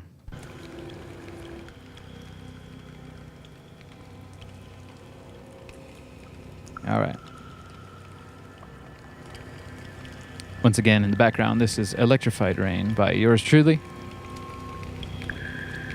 It's kind of a soundscape expedition. I got a link in the description for my Ease show. That's a lot of dystopian, cyberpunk sounding soundscapes. Make you feel like you're in the future, my friends. Okay, I'm just getting some tape here. There's that word again. Well, it's Tape Tuesday. I wonder if there's a limit to... like my brain will just stop saying the word. Okay, I'm going to cover the electromagnet with this clear, sticky substance. It's a little bit wide, so... let me just cut it down to size a little bit. Okay, that should do. And I'll just use the rest of this here. Make a little tab for it so I can add and remove. Okay, so I got a little tiny piece of Scotch tape, and I'm just going to carefully put it on the electromagnet here while I'm pressing play. And what that's going to do is stop the electromagnet from clearing the tape. So I don't know, maybe I can try to get this into the camera so you can see a little bit better. All right, so check it out. This is a 3-head tape machine. It's kind of a rare thing. Not a lot of this is, it's pretty rare. Just trust me. So it's 3 heads. So you have the erase head, the record and read head, and then on this one, it's got this teeny tiny little read head, and that's a read only. I mean, I imagine you could record with it too if you had the electronic setup for that. So we've covered this up with tape so it can no longer do its job of clearing the tape before recording the tape. And that'll allow us to get a sound-on-sound tape loop echo tape on Tuesday. Holy crap.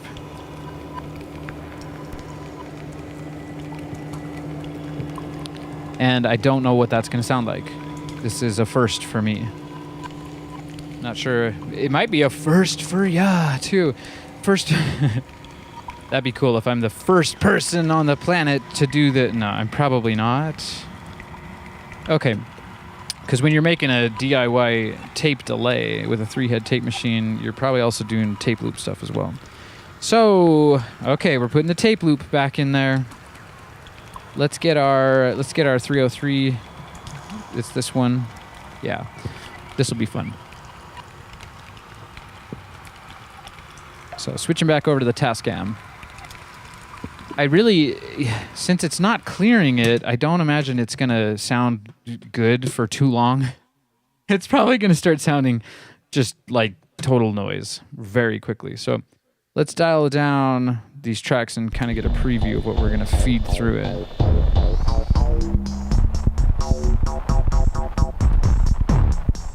Okay.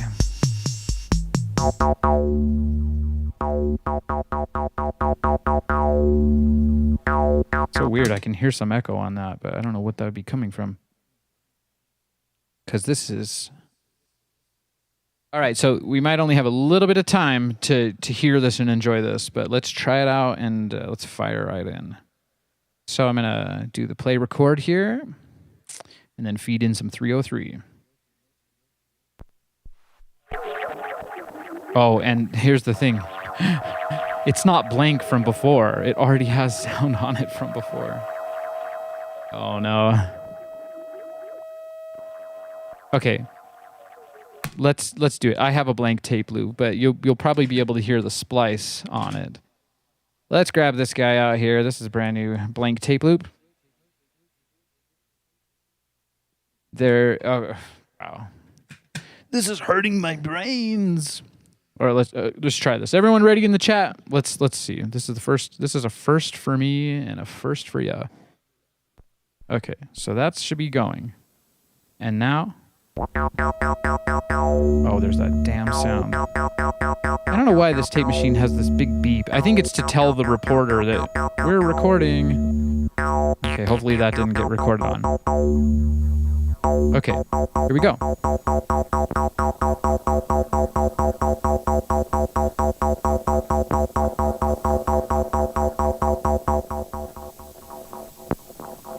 That's gnarly. It's not working very good.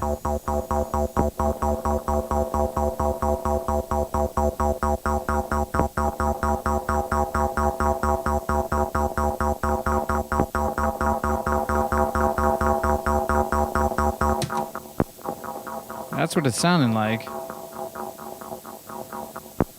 It didn't sound like it really worked at all. Well, there's probably a reason why we don't do that. But I did want to have that freaky echo tape sound, but maybe that's another reason why you would use a blank tape. If you're in a studio session, I would say just use a blank tape, because then you can naturally put in that echo tape.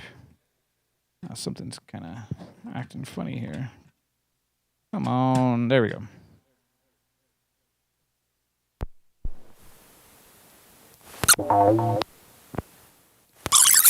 Whoa.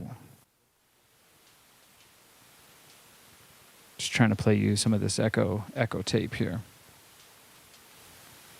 Doesn't sound like it's really doing much. That's weird. There we go.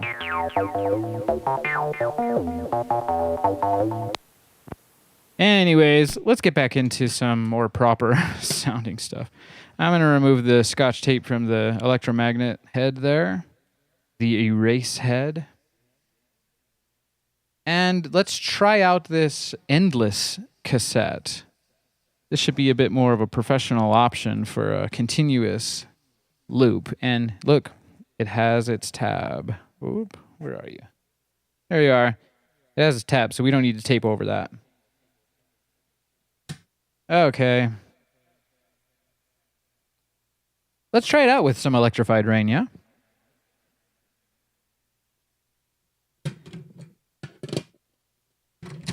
Okay. So, yeah, it'll be going into track 3. And we'll kill that one. Okay. Do some stereo mixing there.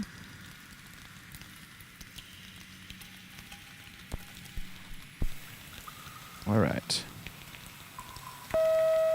That beep, got to figure out how to stop that. It's pretty annoying. There we go. Okay.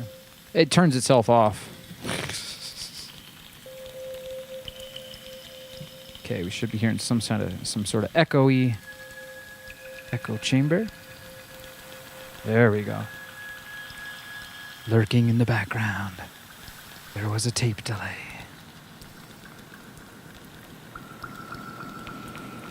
Whoa, that's cool.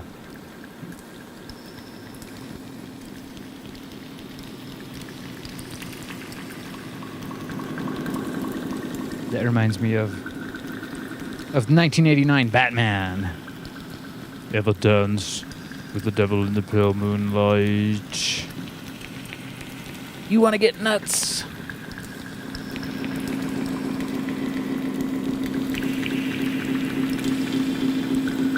That's exactly what it is. Bruce Wayne.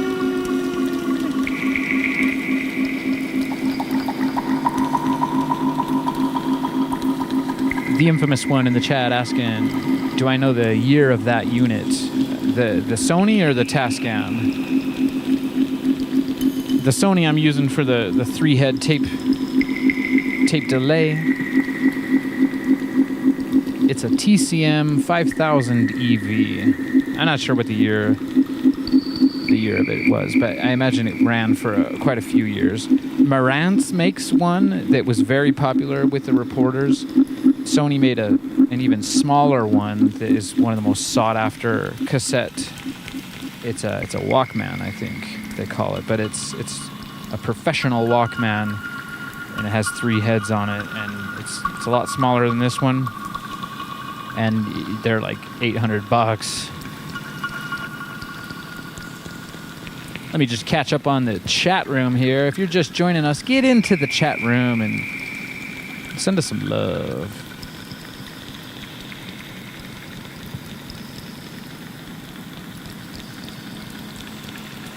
Dion, man. We got the Joker in the chat. His name's Dion. He says, I might need to see a dermatologist. No, that's just my VHS camera, man. It's all of my purple life. My hands are bright pink and bright purple. If I lean more into the effects, then I'll really need to see a dermatologist. I've been in the sun for too long. My hands have turned neon, Dion.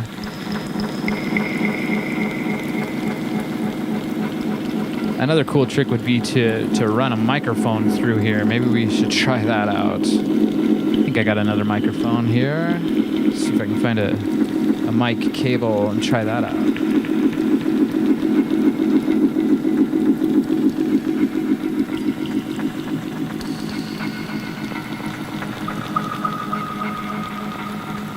Kiara is asking me, was it hard to modify my Tascam to play at Walkman speed? It really wasn't hard at all. It was somewhat difficult to figure out which modification to do. I'll be probably showing that at some point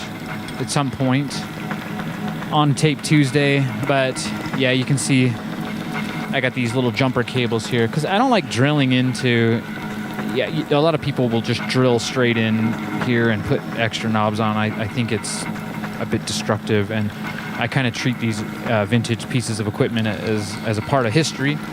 So for mine, I did have to drill a little bit of a hole on the underside where one of the screws goes in, and then I have those extra long jumper cables coming out there. And that would bring me to this Cassettone prototype board that I have going. And I should probably show that to you guys before we go.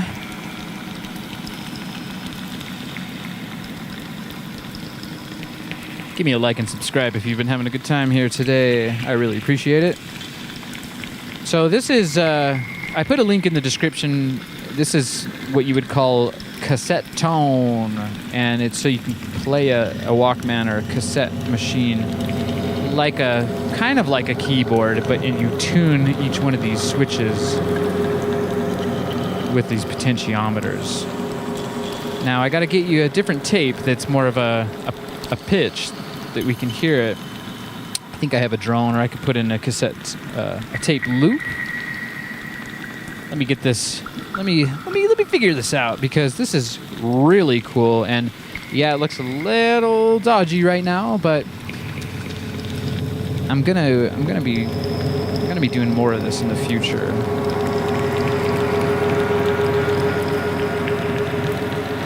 Again, we're still running that tape delay. See, when I pull it, everything gets real clean.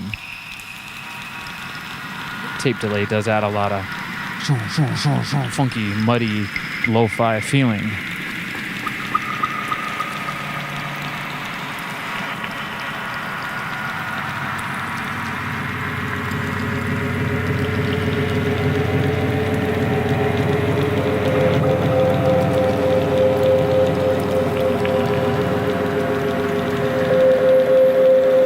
Yeah, you can.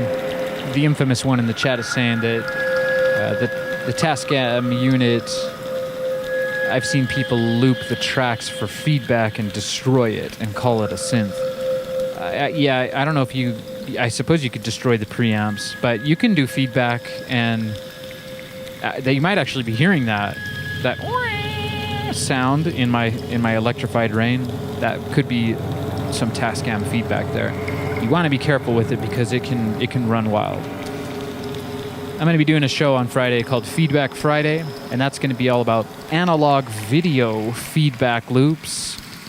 And that's really cool because unlike sound, analog video feedback, it's a little bit slower. So, and I'm showing you some. I'll show you some feedback here. This is an analog video feedback loop. So much like sound feeds back onto itself. So get liked and subscribed for Feedback Friday. That's going to be my first episode talking about VHS cam recorders, video mixers, everything analog video that I have. I got a lot of cool equipment.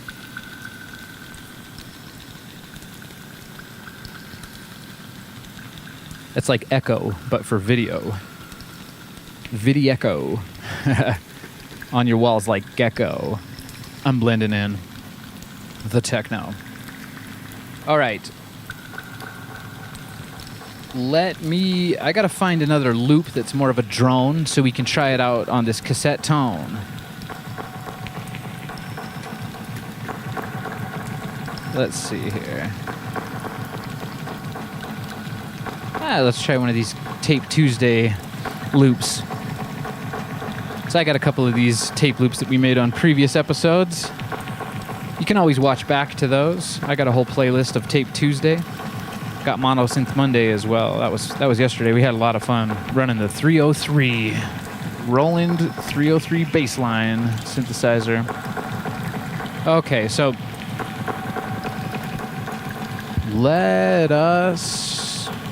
let's try this out. I did do my homework. It does work. I was worried it wouldn't, and just gonna say this. Do modifications on your own equipment at your own risk. I'm not responsible for any weirdness you do because you don't understand the weirdness I'm doing, right?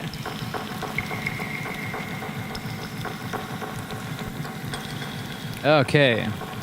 That was Electrified Rain by Electric Archaic. And that's Tape Delay by Electric Archaic. Okay, wow, I have so many cassette tapes everywhere. But that's part of the fun. You get a wild workshop situation happening here. So, okay, this is really cool. So the modification I've made to my Tascam, you can see maybe there's these wires back here. They've gotten unplugged. There are these jumper wires I have soldered. I think one of them is soldered onto the motor, and then again, I make sure to verify your modifications before you go poking around in vintage machines. So let's see. I know part of that's out of frame, but that's okay. So I'm going to take these wires and connect them or extend them to these other jumper wires. And just give me a moment to do that. So it's cool because this modification, when I plug the wires in, it throws me down to Walkman speed. And when I unplug them, it goes back to the normal speed. Okay, let's just, let's hope those things, yeah, they're going to stay together. 555, stay together. It's got to be 555 somewhere. No, it's not 555 anywhere. You got to love your numbers. Okay, so I got this tape loop.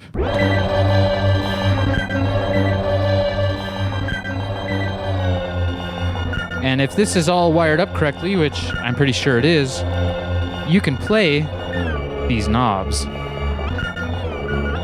And it's kind of like it's doing the pitch control here, but it gives you a couple of different tunings.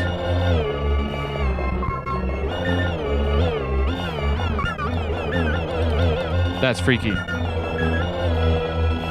So you can tune them with the knob, of course. And this is called a Cassettone. And there's a link There's a link to that video in the description.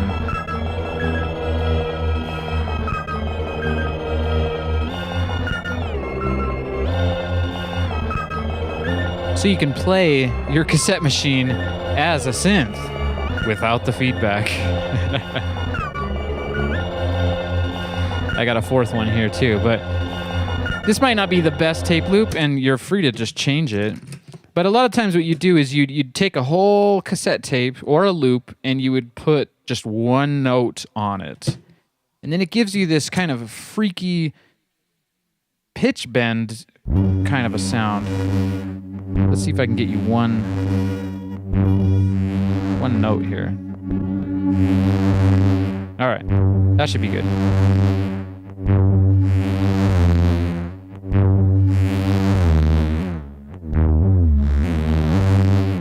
So there's a little bit of a as the motor is winding down or winding back up. You can tune it to exactly what notes you want. And it would be really cool to feed this a control voltage. I mean, that starts to get really scary and risky when you don't know what your machine's spec'd out for.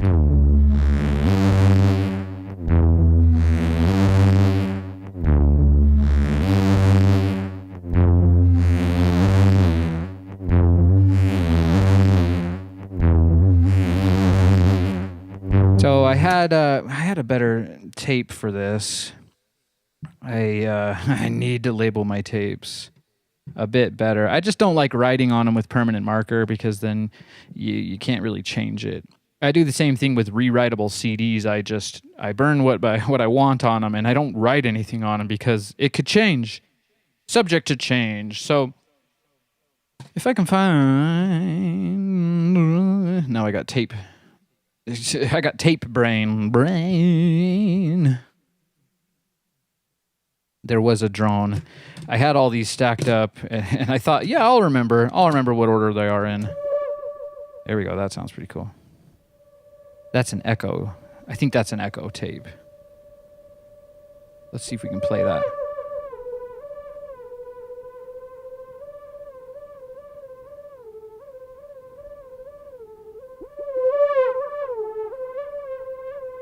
Okay, let's tune this one up now.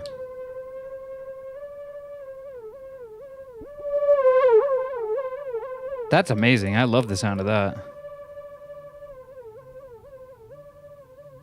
You can slow it down on the Tascam as well. Boom, boom, boom.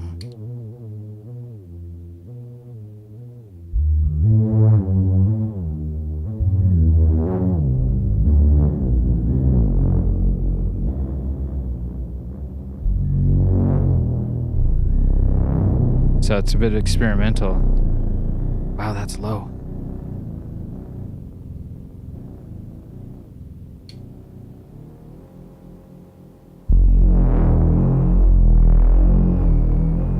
So it's nice because it gives you a set pitch that you can drop to, whereas the pitch control, a lot of times you can do a similar thing, but you can't always get back to the same pitch unless you're maxing it out or middling it or under maxing it out. So let's hear some of that. I'll show you with the pitch control.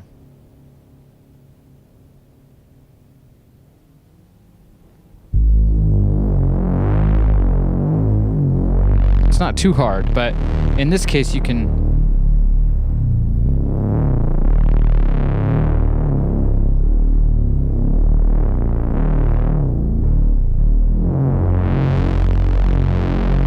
That's a Cassettone prototype I did. I did that a couple of years ago. It's nice to find out that it works perfectly with my Tascam modification. I recommend you check out that video and build one for yourself.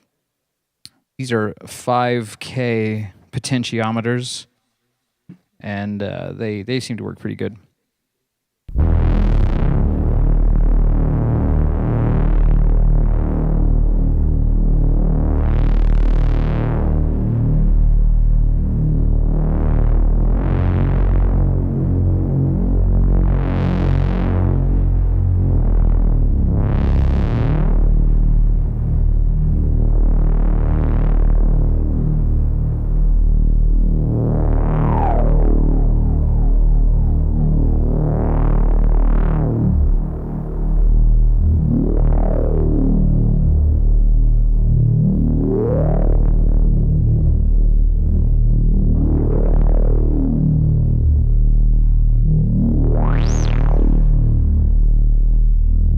Well, what do you think? Should we call it a day?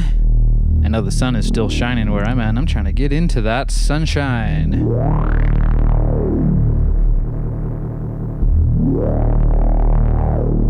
Hen in the chat saying that the Mellotron is working kind of similar. Yeah, the Mellotron is very cool because it's not running one tape where this would be running one tape signal.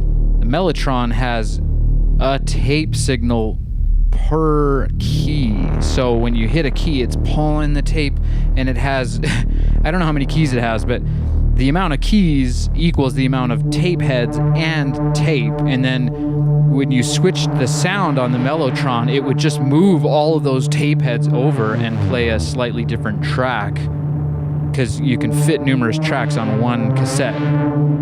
They're like highway lanes. Speaking of highway, these sound like futuristic race cars.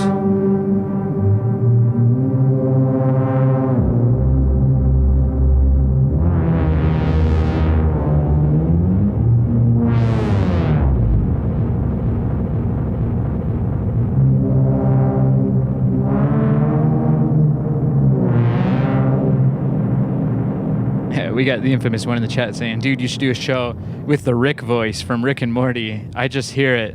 Did I really sound like Rick? Come on, Marty. Get into the DeLorean.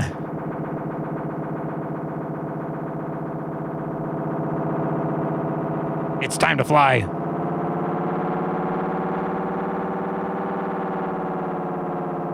Set the year for 1987. Whose voice is that? Because I do that radio character a lot too. I know it's somewhere in my brain. It's probably just from growing up listening to the radio in the 90s. Come on, Marty. Get into the car. Set the year for 1991. It's dolphin time in space.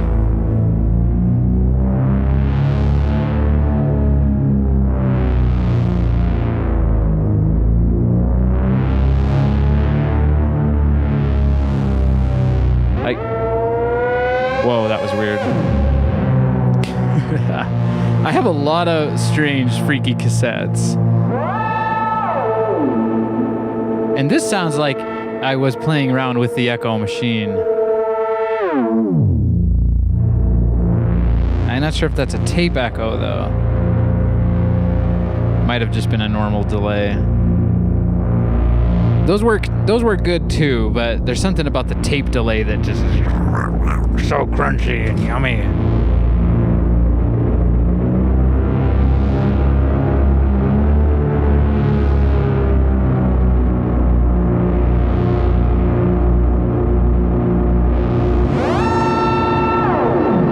It's kind of fun to listen back on these strange old tapes. I think we're in the Walkman. Oh no, let's slow it down. Let's go even more lo-fi. There we go. How low can you go? How low do you want to go?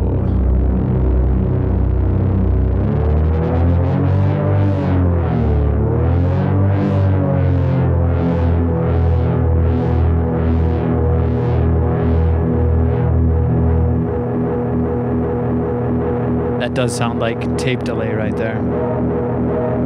But these analog delay pedals, I think I have one right here. Maybe I'll pull it out.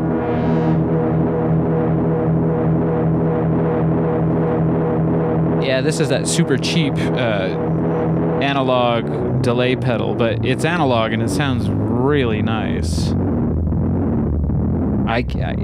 It must be this. That's what's making the delay on that, because it's got the repeats. So you can drop it down to this low crunch. Listen to that. That's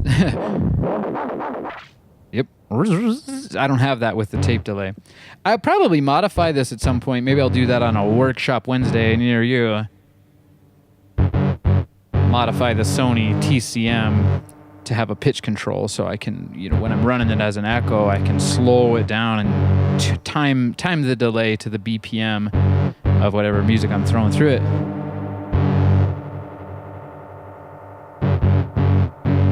Dion says I sound more Buzz Lightyear than Rick. Yeah, maybe. Yeah, that might be the Buzz Lightyear. Get in the spaceship. We're going for a drive. I don't know. I don't think I sound Buzz Lightyear. Yeah, maybe we'll do a Halloween show, and I'll pull out a whole bunch of characters. Let's get the list started. We got Rick from Rick and Morty. And we got Buzz Lightyear.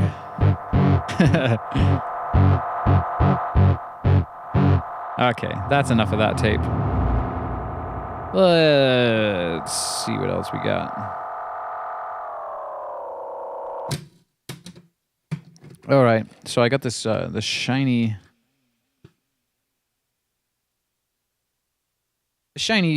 one tape. There might be some weird stuff on this. Oh yeah, we played that a little bit earlier.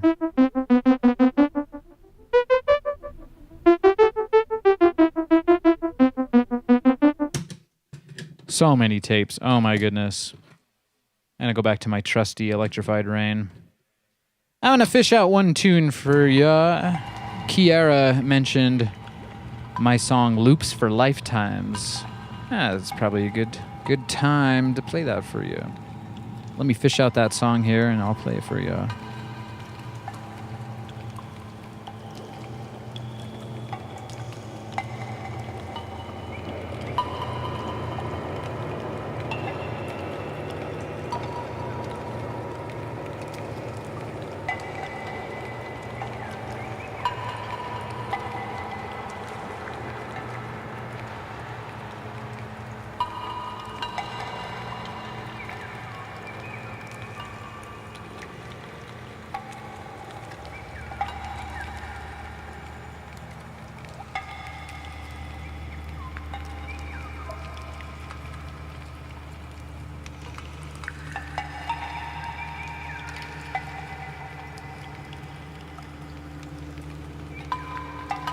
All right, since we made so many tape loops, I'm going to play you my song. This is Loops for Lifetimes. It's on my album, Funko Wonko.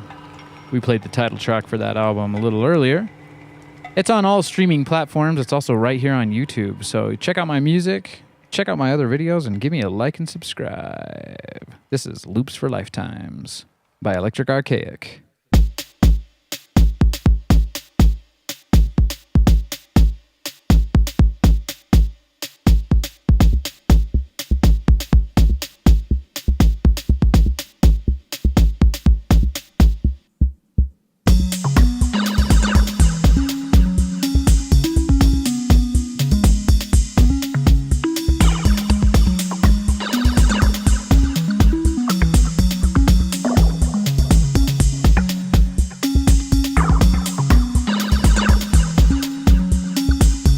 Loops for light years. That's right. I'll have to do a remix of this called Loops for Light Years. Thanks for the suggestion, Kiara.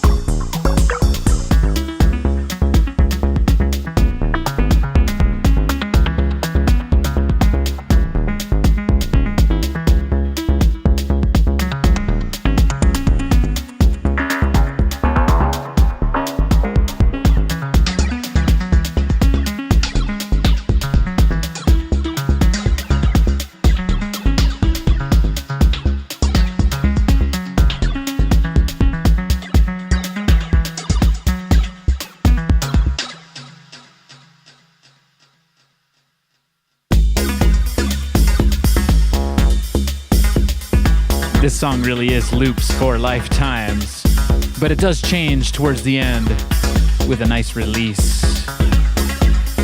I just gotta butter you up.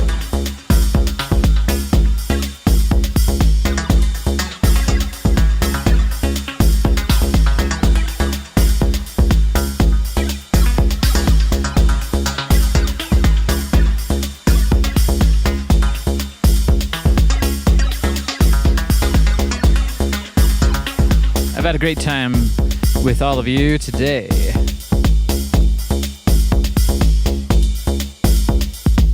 It's Tape Tuesday.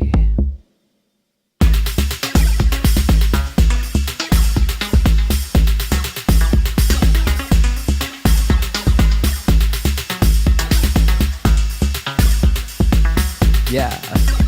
Thanks to everyone in the chat. Thanks for all your likes and subscribes. Let your friends know. Share it. Share it.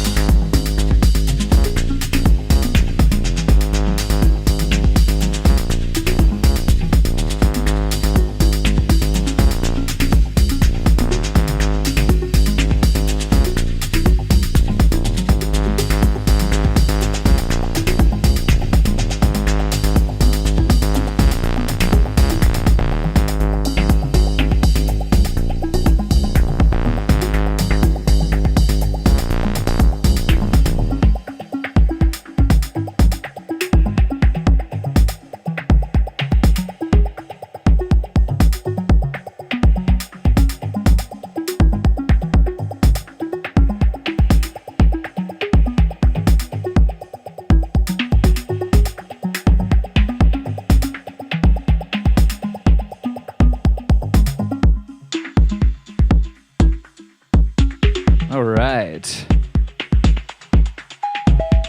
Boom, boom. Dun, yeah. But wait. Oh.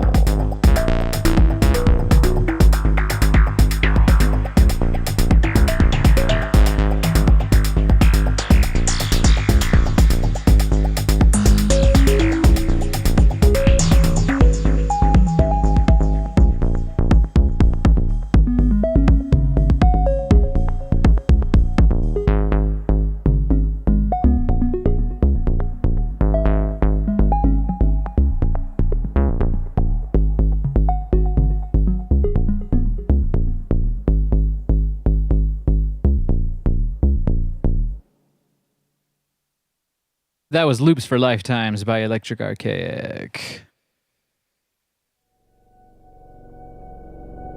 I've had a wonderful time live streaming with you and hanging out in the chat room. Ooh, we'll see you next Tuesday for Tape Tuesday. But tune in tomorrow. I'm going to do a Workshop Wednesday. Yeah, that's episode 2, Workshop Wednesday. Definitely subscribe, and you gotta get into there and do the notification things, and then YouTube will let you know when I'm about to go live. You can also check my page. You'll see all the upcoming shows right around the beginning of the week. I got 2 more shows this week. Yeah, it's gonna be Workshop Wednesday tomorrow, and then I'm gonna take a bit of a break on Thursday and prepare for the first episode of Feedback Friday. Feedback Friday. Analog video, VHS camcorders, video mixers, and a lot of weirdness in between.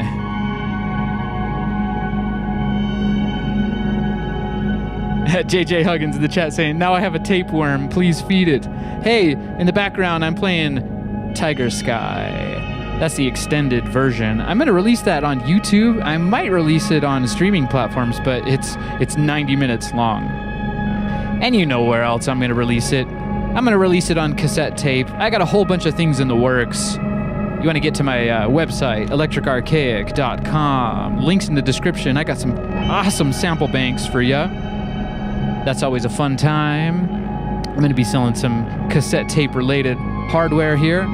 at some point, some tapes. I got a whole pile of cassette tapes I've been collecting.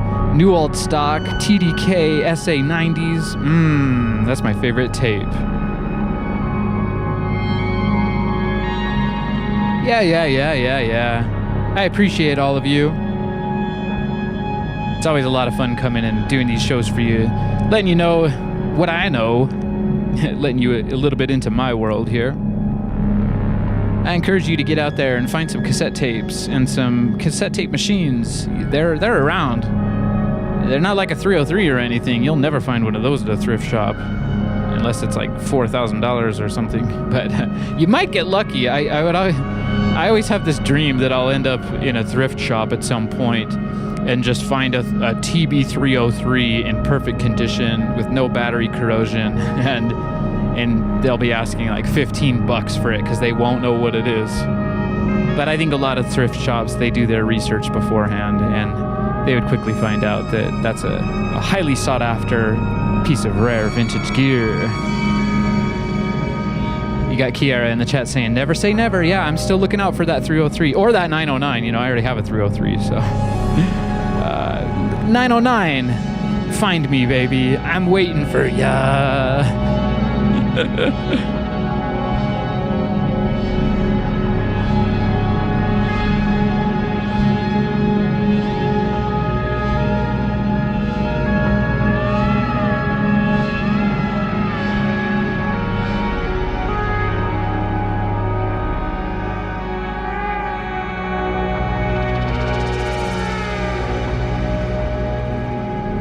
Yeah, I really like this song, Tiger Sky, that I'm playing in the background.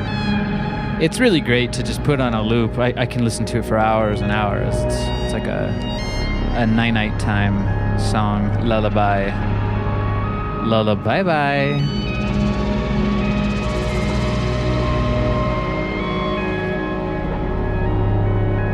Oh yeah.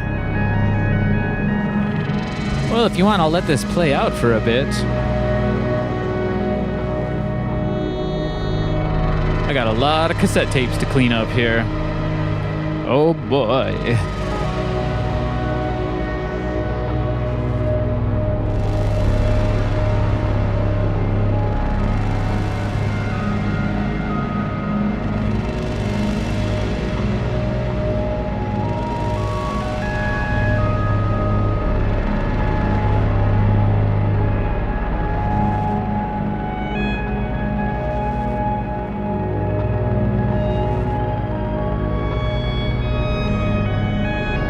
If you like the sounds of what you're hearing in the background, you want to check out my Ease show. I've done one episode of that. That's a lot of live tape looping and tape DJing. I have two Tascams like this, and I pin them both against each other in a ring of freakiness and magic.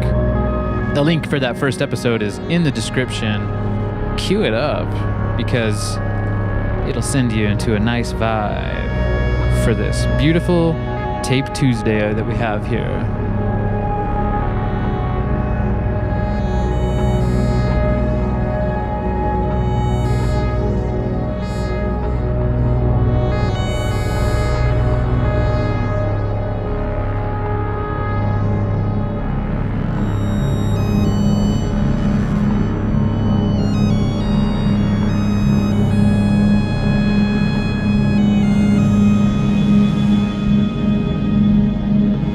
Doing episode 2 of my Ease show on a live stream.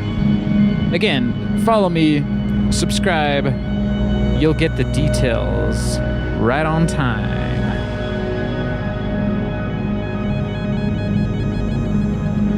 I don't have a date for that. Ease show 2. I gotta make some more tapes, and we've made a few. We got a couple of loops here. I slather everything in reverb and echo. It's really cosmic. You feel like you're floating in a very small water ocean planet with a very minimal amount of gravity, just sliding along in the cosmic soup of it all. I also do slam poetry. No, I'm just kidding. Stand-up comedy? maybe?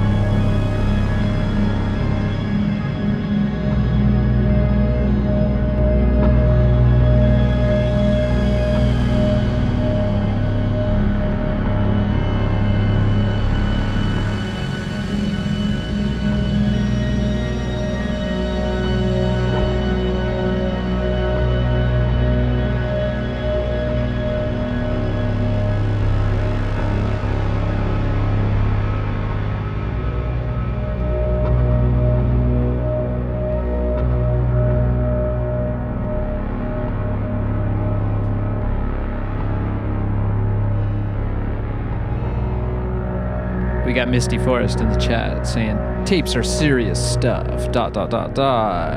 I'm recording with my Tascam 202 Mark II. Amazing, the sound. Yeah, I want to get one of those. That's a little bit smaller than the 414, I think. Right? Let me look this up. Tascam 202 Mark II. Oh yeah, my Tascam 414 is a Mark II as well.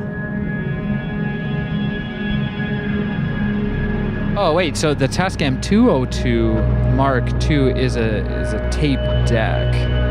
It's like a dual cassette tape deck.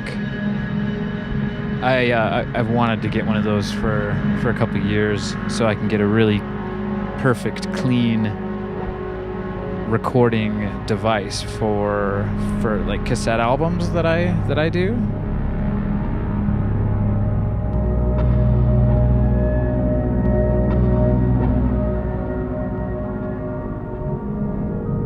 I have an old Kenwood from the 90s. I'll break that out on a Tape Tuesday. I used that to record I had to replace all the belts in it too. It's a common occurrence, but if you get one of those new Tascam tape decks, the 202 Mark III or Mark II, they should work just fine. They don't have Dolby, but honestly, I don't ever use Dolby. I think people were a bit more obsessed with getting rid of the tape hiss back when cassette tapes were the only media they had. I kind of welcome the tape hiss these days.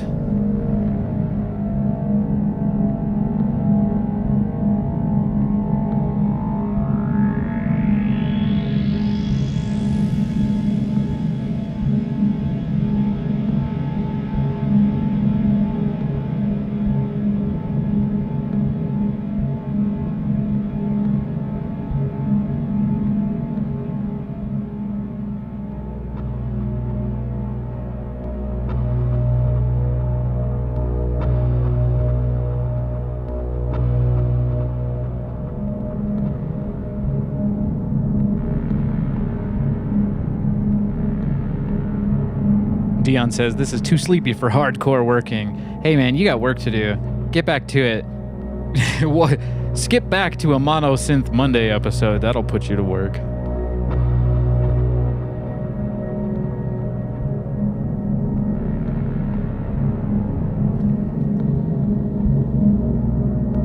This is meant for just floating away into the depths of your mind. That's where the good stuff is, in the depths.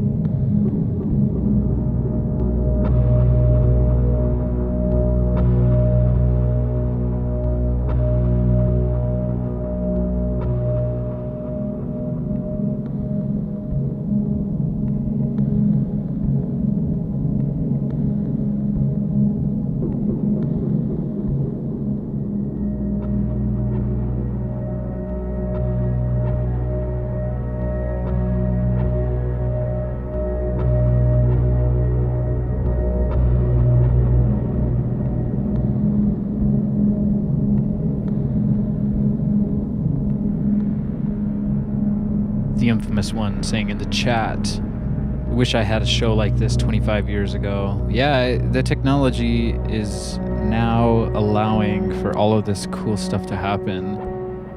Once again, let us know where you're hailing from. It's always interesting to see where people are at. I know we got the usual crew in the chat, but you can always let us know once again.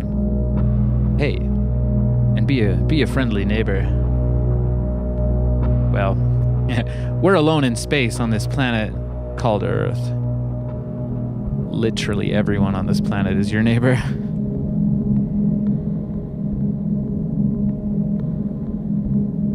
We got Plastic Ivory in the chat. How you been? Pretty colors. Thanks a lot.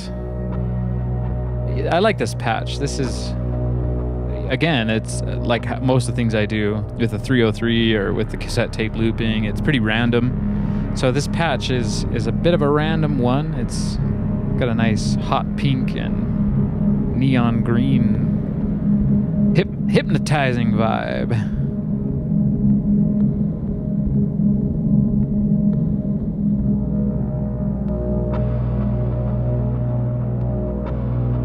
We got Mothership Utah in the chat. Lots of Utah peeps. Shout out to my mountain men and women. New Mexico.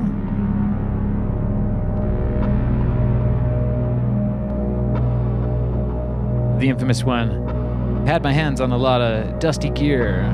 I'm an 80s baby. I'm an 80s baby as well. We're the best, aren't we? Haha. Oh, just kidding. Everyone's got their own special, unique goodness to them. But I think, yeah, us 80s kids and 80s and 90s kids, we have a special love for the cassette tape because we grew up using them. It's funny to see some of these videos of the younger kids now. They have no idea how to work a cassette or what it does. And they probably don't know that it's analog and magnetic. The information is stored on metallic particles magnetically. And I just think that's one of the coolest things ever. Digital is pretty cool as well. Obviously, I rely heavily on it to bring this show to you.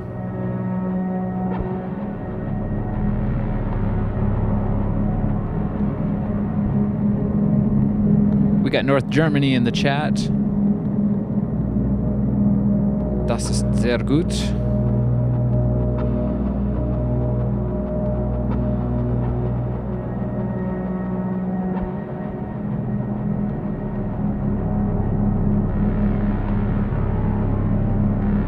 Plastic Ivory saying, I've been doing a lot more stuff myself. You've sparked a lot of inspiration. Much thanks for the advice you lent me last week. You're the best. Hey, I may not be the absolute best, but I'm here for ya, and I'll be here all year. I have so many taglines. It's kind of fun to say them. I hope they don't get old too fast, but hey, I'm very glad I can inspire you guys and teach you some things you may not know. I'm kind of an animal when it comes to technology and vintage machines and getting them to work. I have a background in programming, so I fancy myself a janky electronics engineer as well.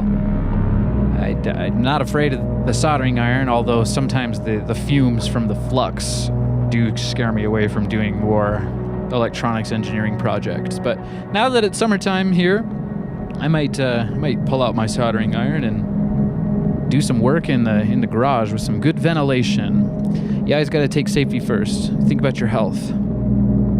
Think about the future.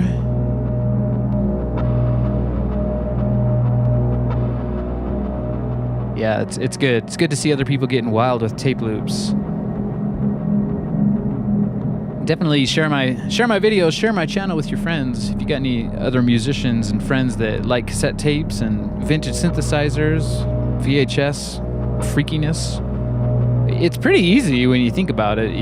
You can get started with cassette tapes and tape looping for very, very cheap if you just know how to hunt in the thrift shops. But there's always reverb.com and eBay, and Mercari's another good one. There's so much gear out there related to cassette tapes. I challenge everyone to make a tape loop for yourself.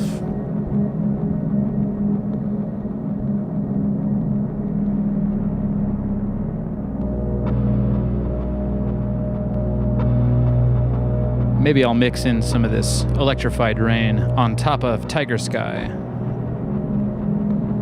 See how that sounds. It sounds very nice.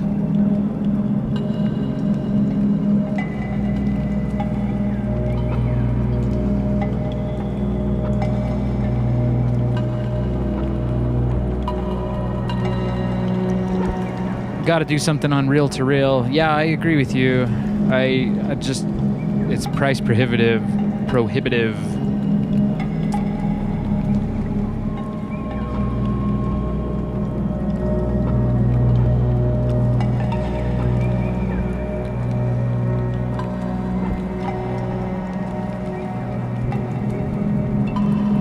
Misty Forest is talking about the Tascam CD-A580V2. It's still available. It's for anyone who wants to back up CD on cassette or vice versa. That sounds really cool. I know you can store digital data to cassette, and that's how a lot of the early computer storage worked.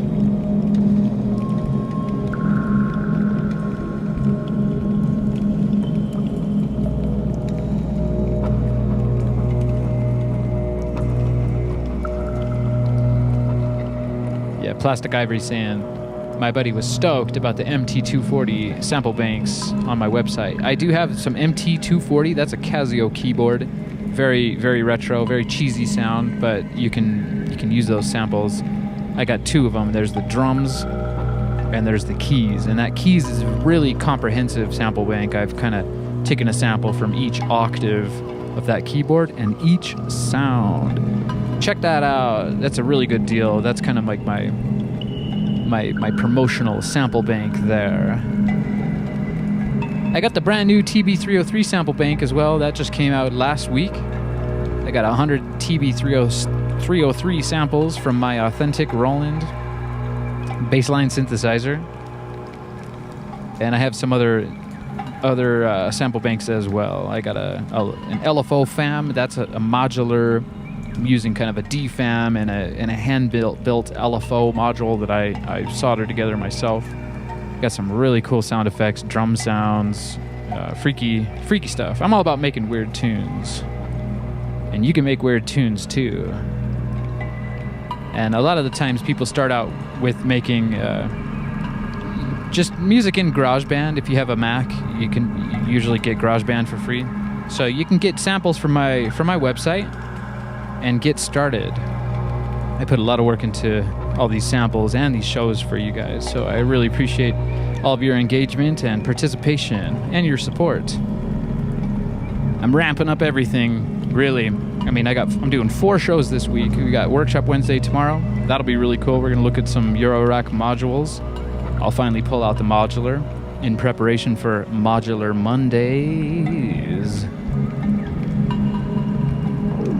We got Feedback Friday, and that's going to be all about analog video effects like the effects you're seeing right now, VHS camcorders, video mixers, etc.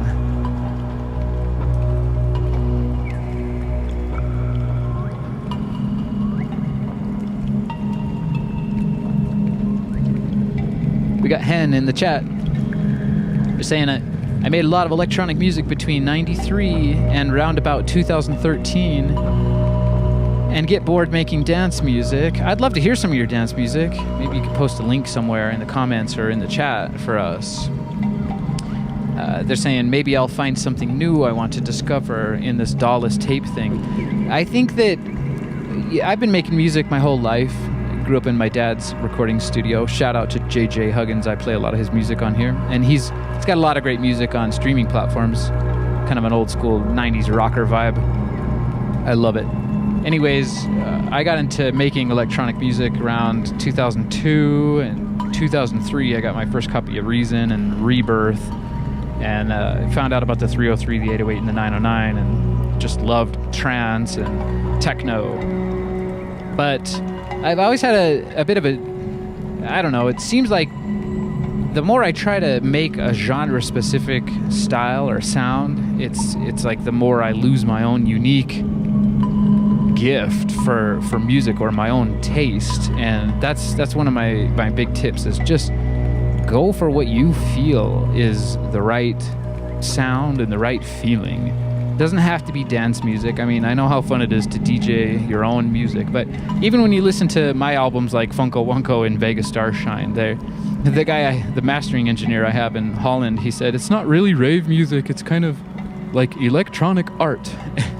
And I'm thinking to myself, I want to make rave music, but there's something about the special touch that each individual soul has when they make music or express themselves, and you gotta find what's inspiring you. So if this tape stuff is gonna inspire you, even soundscapes, getting out into nature and recording bird sounds, waterfalls, creeks, even cars and traffic can sound really cool. I encourage everyone to create music, especially because it's one of the best feelings I think that you can have as a human being.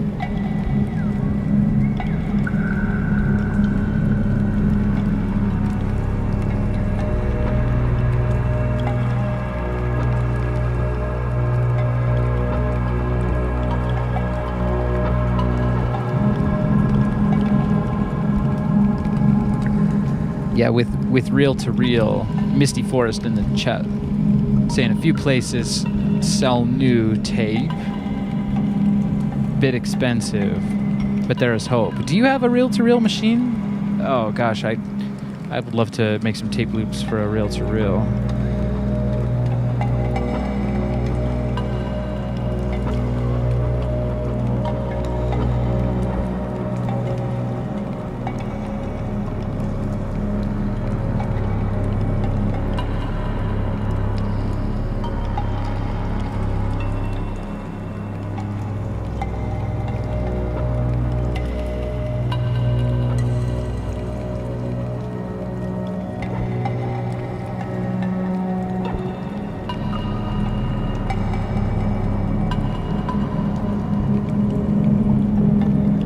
The infamous one saying, self-taught engineer, honestly, you can't learn everything in them schools. I agree. A lot of the things that we know are inherent, and that's not necessarily on the engineering level, of course, but I think a lot of people know things intuitively, and sometimes that gets stripped out of us when you cram your brain with too much other information, if you know what I mean.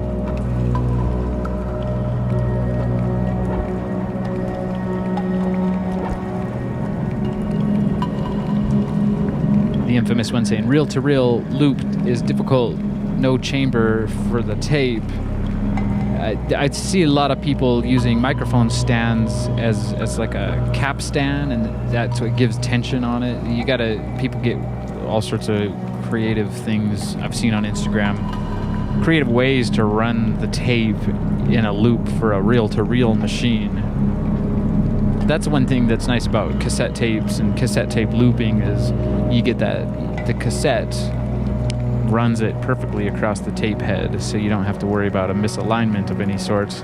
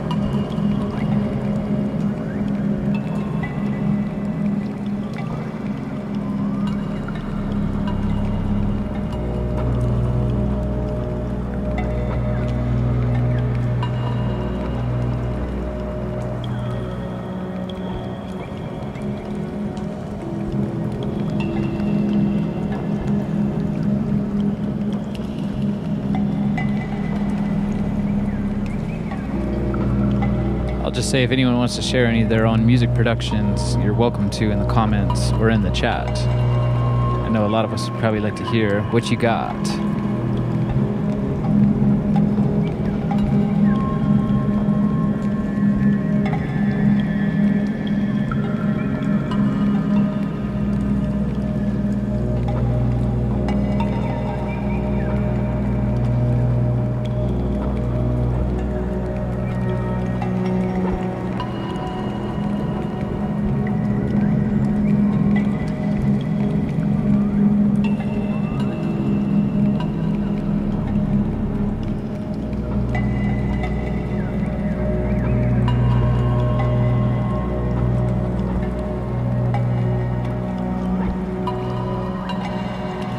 Misty Forest saying yes.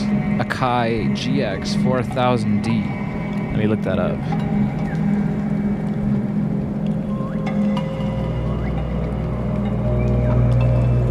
Oh, that's a beautiful machine. Reel to reel. That's actually pretty affordable too. Maybe I will think about getting one of those at some point. I'm seeing used on Reverb, $300. $232. It always depends on the condition. Sometimes these things are stored in people's garages and with the rats.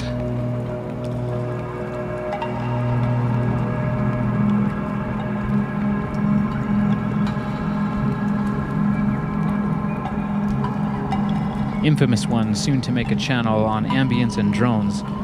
Keep us posted on that. I definitely want to hear that. Tune into it.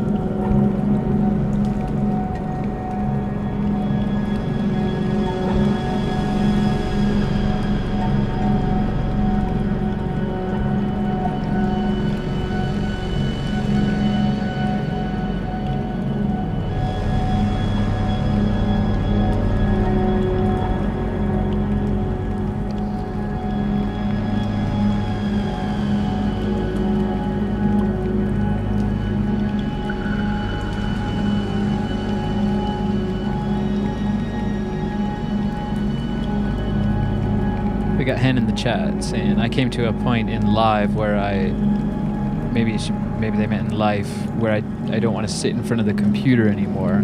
I came to that same point, as I've said before.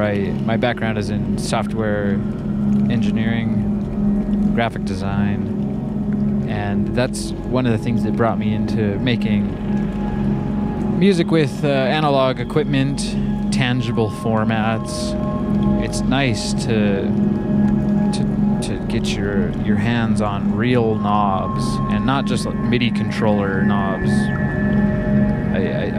I don't even care about I do use a computer to edit my studio sessions into tracks, so I will spend a lot of time musically editing and mixing and mastering songs. And of course I run my live stream through Ableton, but for the most part it's just the cameras and the gear I'm presenting, and I have a lot of fun with just the real hardware. So I feel you on that one.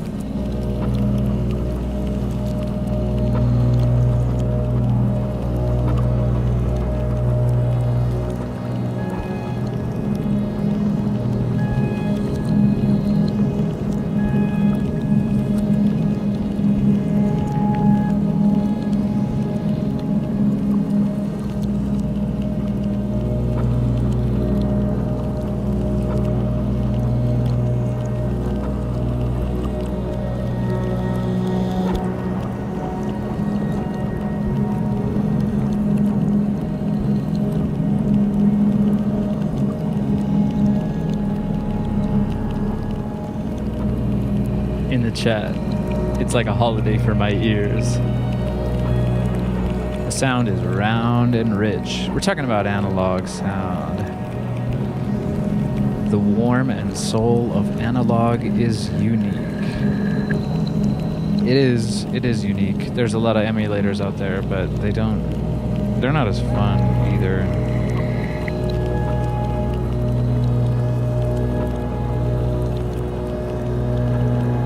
It's fun having your own unique machine, and then you can modify it as well.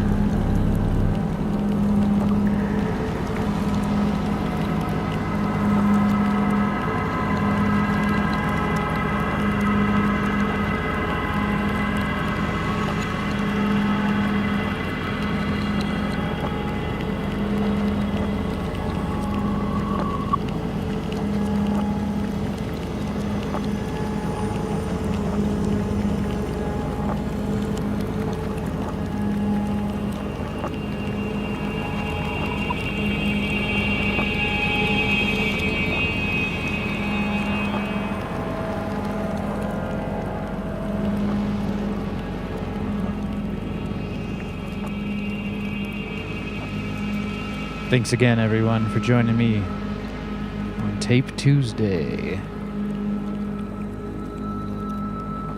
Got any ideas or suggestions for next week's episode? Let us know in the chat or the comments. I'm going to fade it out here. As usual, you can check out my Ease show. It's a similar vibe to this.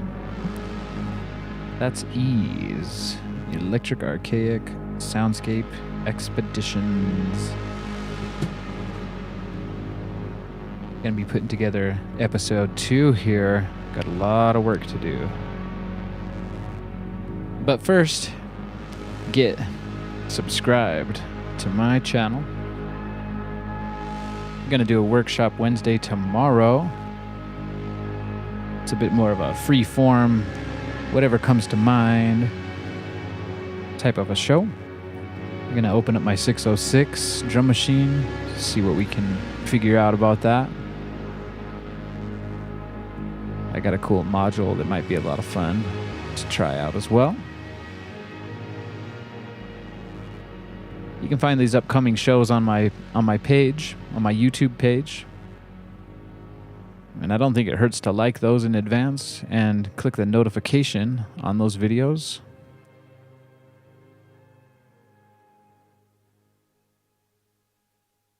I love you all, and I love this planet. And I know that you love this planet too. And together we can make a better tomorrow. Thanks once again, everyone in the chat. You guys are like family to us now. The core crew. Have a good one. It's been a lot of fun.